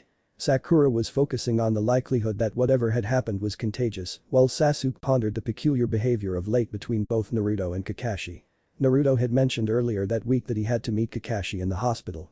Maybe Naruto had some medical condition that was being kept from everyone else. Sakura seemed to follow in this line of thought because a few minutes later she glanced nervously at Sasuke before speaking. "Do you think Naruto is going to be okay?" Sasuke didn't answer and Sakura looked at the ground, brow furrowed in worry. They made it in good time back to the village, reporting in just before 3. They submitted a mission report and parted ways without speaking to each other. Naruto had never felt so awful in his entire life, it was like his entire body had a weight put on it and was being dragged down. His mind was fuzzy and the most he could do was stay awake for a few minutes before exhaustion pulled him back into unconsciousness. He knew though that someone was there, someone who cared about him. A strong, steady presence which hadn't left. He vaguely recalled his sensei's voice and the warm taste of broth. He opened his eyes, blinking them as he saw the vast caverns of the cage which housed the demon inside of him. Thick chains were drawn across the long towering bars and Naruto could feel the fury of the demon on the other side. The fox was pacing agitatedly, tails flicking to and fro and teeth bared. Naruto still felt tired and strange, nothing seemed right. The demon screamed and Naruto jerked back, terror filling him. He clenched his eyes shut and clasped his hands over his ears. He tried to run from it, the deafening roar seeming to shake him to his very core. He woke to a gentle hand stroking his back and another wrapped around him to comfort him as he trembled from the experience. As the images left his mind, Naruto burrowed into his sensei, curling up against his chest from where Kakashi had moved onto the bed. Naruto relaxed, fear leaving him as he was pulled close. Iruka came back early the next morning, knocking at the door and then entering. He called out Kakashi's name but didn't get a reply. Frowning, he moved toward the bedroom. He stopped as he took in the sight of Naruto curled up in Kakashi's lap, fast asleep, one hand clutching the man's shirt, while Kakashi had an arm around the boy and the other holding his book up. Kakashi glanced up as Iruka stepped into the room. "Imino-san," he said quietly in way of a greeting. Iruka nodded his head instead of saying a greeting. He tiptoed into the room and began taking on the role of a housemaid, cleaning up the dishes and taking out the old cloths. He took it all to the kitchen where he began washing again. He finished the dishes and then began to prepare another meal. Iruka let out a sigh as he prepared the vegetables on the cutting board. He had no idea what he was doing. This was such a strange situation. He did not know how to cook well, and he had had no idea that the man cared so deeply for Naruto. From the interactions he'd seen, the man was aloof and nearly irresponsible when it came to certain things and his students. This was a jump in behavior which had Iruka reeling. That and that damned book was bugging the hell out of him. If Kakashi was going to be Naruto's adopted father instead of himself like he'd planned, then the man should at least read material which was uplifting and could pose a good example for Naruto. Iruka began cutting the carrots with more fury. And hey, Iruka wasn't some housemaid. Kakashi had been acting like this was all expected of Iruka, but this was a very gracious favor. That, and if Kakashi was going to be a parent, the man had better know how to care for Naruto, that included cooking and cleaning. Iruka was not going to spend his entire life cleaning up after two lazy ninja. Iruka finished preparing the dish and set the sabashi down. He went back to the room with a determined look on his face. A scowl permeated his features as Kakashi didn't even look up from the book as he entered. "If you're going to be Naruto's father," Iruka started, a feeling of triumph coming over him as Kakashi looked up in surprise. "You had better learn how to cook. I am not going to be here to do it all the time and I have my own life. I will not be a housemaid, I may not be a jounin, but I am still a shinobi. So, you are going to come into the kitchen, I am going to show you how to cook and how to clean, and then I am going to leave and you will begin doing all of this by yourself." Kakashi blinked, gaze, as always, unreadable. It didn't stop Iruka. "I will check up on you and Naruto to see how you are doing, and I will teach you more cooking techniques, but I will not be your housemaid." There was a pause. "Okay," Kakashi said. Iruka gave a curt nod and moved back into the kitchen. 20 minutes later, Kakashi came in and the cooking lesson began. Sakura and Sasuke awkwardly stared at each other as they faced down in front of Kakashi's apartment. Each had a small get-well basket in hand. Sakura had set out to the hospital first, but had found that Naruto wasn't actually there. She had been met by a tall, dark-skinned doctor who had informed her cryptically to go to her sensei's house. So Sakura had set out that way, trying to understand why Naruto would be at Kakashi sensei's house. Sasuke had started his day with a similar thought, picking up some small get-well package made up of mainly ramen and a few other things, before he realized belatedly that he didn't even know where Naruto lived. He had set out for Kakashi's house. They shifted in front of each other, finally moving. Sakura was the one who knocked on the door. A minute passed and they both looked up in surprise when it was Iruka-sensei who answered the door. Their previous teacher looked irked, the kind of irked he got when he tried to motivate Shikamaru, or when he futilely tried to make certain female shinobi practice defensive maneuvers that weren't doing so because they were ogling boys. The two children shrank back. Iruka's ire wasn't the kind you wanted directed at you, the big head jutsu was quickly followed by much scarier methods of getting a class in line. Iruka's glower faded and a faint smile replaced it. "Children, what are you doing here?" Sasuke was silent and Sakura fumbled for words for a moment before holding up her basket. Iruka blinked, taking a moment to understand. When he did, his smile broadened and he stepped to the side so they could enter. Neither had been in Kakashi's apartment before and it was a strange thing, so brightly colored and decorated in a sparse but homey way. Sasuke narrowed his eyes as he glanced around, disbelief filling him at the thought that his sensei would have such bright colors in his apartment. It made him wonder if they'd gotten the right address. It must have been, because Iruka showed them into the kitchen where Kakashi was cooking. Sakura's nose scrunched up in disgust at the awful smell and the mess which was splayed everywhere. Iruka scowled at the scene before gesturing to the hallway. "Naruto's in his room sleeping right now, if you'd like you could go in," Iruka said. Sasuke didn't miss the phrasing, and the curiosity he'd been entertaining since a week ago doubled. They were led to a room which was nice and spacious. Naruto was laid out in the middle, fast asleep and looking poorly. Both of the children entered hesitantly, awkwardly moving over to the bed. They both set their baskets to the side of the bed. Iruka left and the two were alone. Sakura seated herself on the bed next to Naruto, worry niggling at her. She had younger siblings and she was familiar with the scent of illness. Naruto smelled sick and looked very ill. She had never seen him sick before. Sakura stared down at him, noting with alarm that he looked thinner than he had 2 days before when he'd collapsed. The sudden fear struck her, the thought that whatever he had was terminal, and that was why Kakashi-sensei hadn't told them, and why their sensei had taken Naruto into his apartment and not the hospital. All hope had been lost, and Naruto had only a few days left. Sakura's imagination was running ahead of her, and tears sprang to her eyes. She couldn't help it, but she started crying. Sasuke meanwhile was sitting stiffly in the chair, staring at the bed. Sakura started crying and he became extraordinarily uncomfortable. Was he supposed to do something? He didn't have to comfort her, right? He really hoped she want him to comfort her, he didn't do snot and salt water. Sasuke was saved by the door being opened. Kakashi stepped in and waved a hand at his 2 students, fingers splayed in the peace sign. "Oh. Sensei." Sakura sobbed, now in complete upheaval, "Why didn't you tell us?" Kakashi looked perplexed and Sasuke stared in disgust at his teammate. How exactly was the opposite sex attractive? Sakura had tears streaming down her face, eyes puffy and red. "Why didn't you tell us Naruto was dying?" Sakura sobbed again. Her noises had disturbed Naruto, and the boy blinked his eyes open. Sakura threw herself at him, sobbing as she pulled him into an uncomfortable hug. Naruto was dazed looking and managed to weakly say Sakura's name which just made her sob harder. Naruto looked at Kakashi, confusion on his face.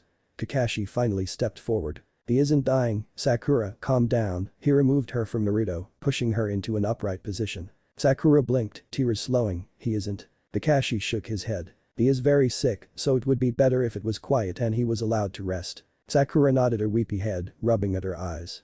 She got up from the bed and mumbled an apology to Naruto. "But sensei, if he isn't dying why is he at your apartment?" Sakura asked, confusion overcoming her. "Because he lives here, Naruto is Kakashi's son," Iruka answered for Kakashi from where he was leaned up against the doorframe. Sakura's mouth dropped open along with Sasuke's. Her active imagination went wild again, the tearful story of a father watching over his son from the shadows in silence, some horrible event from the past, keeping him from telling his son the truth and making it so they couldn't be a family. But some recent event had allowed them to meet again. However, the bad guys were somewhere and the two were not yet safe to be together as a family. Sakura's mind went through the dramatics with stars in her eyes. Sasuke was just imagining how many illegitimate children Kakashi probably had from reading those perverted books. He really hoped they weren't all like Naruto, or worse, all like Kakashi. Kakashi let out an annoyed sigh, Iruka just grinned. It was good payback for the last couple hours of hell Iruka had just spent in the kitchen teaching Kakashi how to cook. "You have a wife," Sakura screeched. Sasuke didn't believe it for a second, no way his sensei could score a girl. Kakashi sweat dropped, rubbing the back of his head. He wasn't that old. "Ma, no, I adopted Naruto." The silence which followed was uncomfortable. Both the genin looked perplexed. "But why sensei? Naruto's so annoying," Sakura said simply. "Too old," was what ran through Sasuke's mind. Kakashi let out a sigh, glancing over at Iruka with a malicious eye smile. "There are many reasons, I will explain more later, but for now you two should go home and let Naruto rest." Sakura frowned and Sasuke stiffened a little. They were both still worried about Naruto. "Ooh, but what about Naruto? He'll be okay?" she asked softly. Sasuke said nothing but his brows were furrowed with concern. "He will be fine, you may come back tomorrow if you are so worried." Iruka took pity and stepped in. "Come on kids, it is time to go," he said, ushering them out of the room. When they were gone Iruka returned and sat down on the other chair. He was staring at Kakashi with a face somewhere between puzzlement and bemusement. Kakashi side-eyed him, but all the same kept his eyes on his book. Naruto had already fallen back asleep. "I think I misunderstood you." Kakashi let out a non-committal grunt, eyes not leaving his book. Iruka took the kitchen towel he had draped across his lap and tossed it over his shoulder as he rested his chin in his hand. "You care a lot more than most people give you credit for." The page turned. "I wonder what other ninja would think of the mighty copycat nin now," Iruka said with a small chuckle, not completely meaning ill by his words. "And the great teacher nin living in the academy," Kakashi replied coolly. Iruka blanched, sitting back in his chair. He pressed a hand to his forehead and let out a deep sigh. "Thanks for reminding me," he groaned. "My pleasure Yumino-sensei," Kakashi replied, faking a peppy tone. The moment passed and Kakashi took pity. "When does housing become available?" he asked. "Not for months, I'm pretty low on the list when it comes to priority." Kakashi let out a thoughtful hum, lowering his book slightly. "You could stay here," he said, an unspoken requisite being heard through his tone. Iruka raised a brow, waiting for the but. "Naruto is so sick and he needs healthy, nutritious and strengthening food." Iruka's sweat dropped. "And the dust, it must be bad for his recovery and all that sweeping, I'm just no good at it." But I'm sure you're really skilled, Yumino-san, Kakashi said with a well-deployed, but fake, earnestness. Iruka's incredulity rose. It couldn't be serious. Kakashi I smiled and Iruka realized that the man was as bad as Naruto. He leaned back in the chair and shook his head at the immaturity. But, still, it wasn't a terrible idea. Living here was nice, the rooms were pretty spacious, as was the kitchen. And though Kakashi was pretending not to know how to clean, the place was spick and span. And rent? He asked, willing to push for what would work for him and his salary. Free, my most gracious guest. Iruka almost rolled his eyes, but he found himself quickly warming up to the idea. He looked over to the man. You do the dishes. Kakashi nodded his head. And some other chores. Kakashi nodded again. Iruka gave it a couple more seconds of thought. Okay, he said, I'll stay. Kakashi said nothing, eyes moving back to the pages of his book. Iruka watched him for a moment before casting his gaze to Naruto. The boy was fast asleep. He stood, what had just passed sinking in. He needed to get his stuff and move it over here, settle in, determine a new schedule. The door on the left in the hallway, I have extra linens in the closet in there, Kakashi spoke without raising his eyes from his book. Iruka blinked, he was having to get used to the man's quirks. He nodded to himself and exited the room. Naruto was ecstatic to learn that Iruka would be staying with him. His excitement however was greatly reduced by his overall exhaustion. He was losing weight rapidly and in a way which concerned Kakashi, despite Hiraoka having said it would happen. He went in to see her, but she reassured him that it was normal and to come in if Naruto stopped eating or if he got below a certain weight. So the next few days passed, Naruto steadily losing weight, Iruka figuring out his schedule, and Kakashi pretty much benching all of Team 7. The children came by once and had promised to arrive today. Iruka was sitting in the room with Naruto and Kakashi. Naruto had awoken a few minutes earlier and Iruka was asking about lunch. Kakashi was just holding his usual post beside Naruto. A knock came at the front door. I'll get it, Iruka said, smiling as he stood and left the room. The door was heard opening and Sakura's high and pleasantly happy voice chimed out a polite greeting. Sasuke's lower and less friendly voice was heard. A minute or so passed, the shuffling of removing shoes and outer garments. The next moment Sakura appeared in the doorway, a brilliant smile on her face. Sasuke was next, a flat box held in his hands. They entered and Iruka followed a few moments later. Hi Naruto. Sakura chirped, heading over to the bed. Naruto was awake and more cohesive than he'd been the last few days, but he was still without his normal energy. He smiled softly from where he'd been propped up by pillows. Sasuke had approached as well, but didn't do more than nod at Naruto manfully before holding out the box he had. It was a board game. We thought if you were feeling up to it, we could play, Sasuke said nonchalantly. Naruto nodded his head with an eager smile. A wonderful idea, Iruka said, you two can take our chairs. You don't want to play too, Iruka-sensei? Sakura asked. No, you three enjoy yourselves. Kakashi-sensei? Sakura asked, looking to her silver-haired teacher. He stood, smiling and shaking his head. The two adults left the room. Sakura pulled the nightstand over and Sasuke began setting up the board game. It is so nice outside Naruto, Sakura said, it isn't nearly as cold as it has been the last few weeks. Naruto said nothing, too tired, but he was smiling. Teammate was asking about you, Hinata seemed really worried, so did Kiba. Team 10 didn't even believe that you were sick. Ino said you were too stubborn to get even a cough and Sakura kept chatting away, Naruto punctuating her flow of speech with a question every so often. It was a nice background as Sasuke finished setting up the board and while they started the game. In the kitchen, Iruka was preparing lunch for the three children while Kakashi sat at the table. It is nice to see them getting along so well. In the academy they fought like cats and dogs. They've grown so much. Kakashi leaned back in his chair and watched as Iruka worked. Sometimes I forget that the kids that leave the academy grow up. They make me so proud, watching them grow beyond me. Naruto especially, he has worked so hard to get where he is. Kakashi couldn't help but agree. Naruto had suffered more than Iruka probably knew. He was homeless, living under the bridge. Iruka turned, a frown of slight confusion on his face. That's why, among other things. It took Iruka a moment to understand the conversation being picked up that was from almost a week ago. Anger and sorrow ran across his face before he hurled it into a look of slight pensiveness. He turned back to the stovetop where rice was cooking. He never said anything, Iruka said softly. Naruto doesn't say a good many things. It was very true. Though the boy was loud and outspoken, he hardly ever said anything of substance about himself or his life. He was a one-act pony, everyone knew he wanted to become Hokage and that he liked ramen, that was about it. Kakashi wasn't sure now that it wasn't intentional. Everything else was unknown. He figured, like most things, the boy never talked about it because there was no one who would listen. The laughter of the children floated into the kitchen from Naruto's room.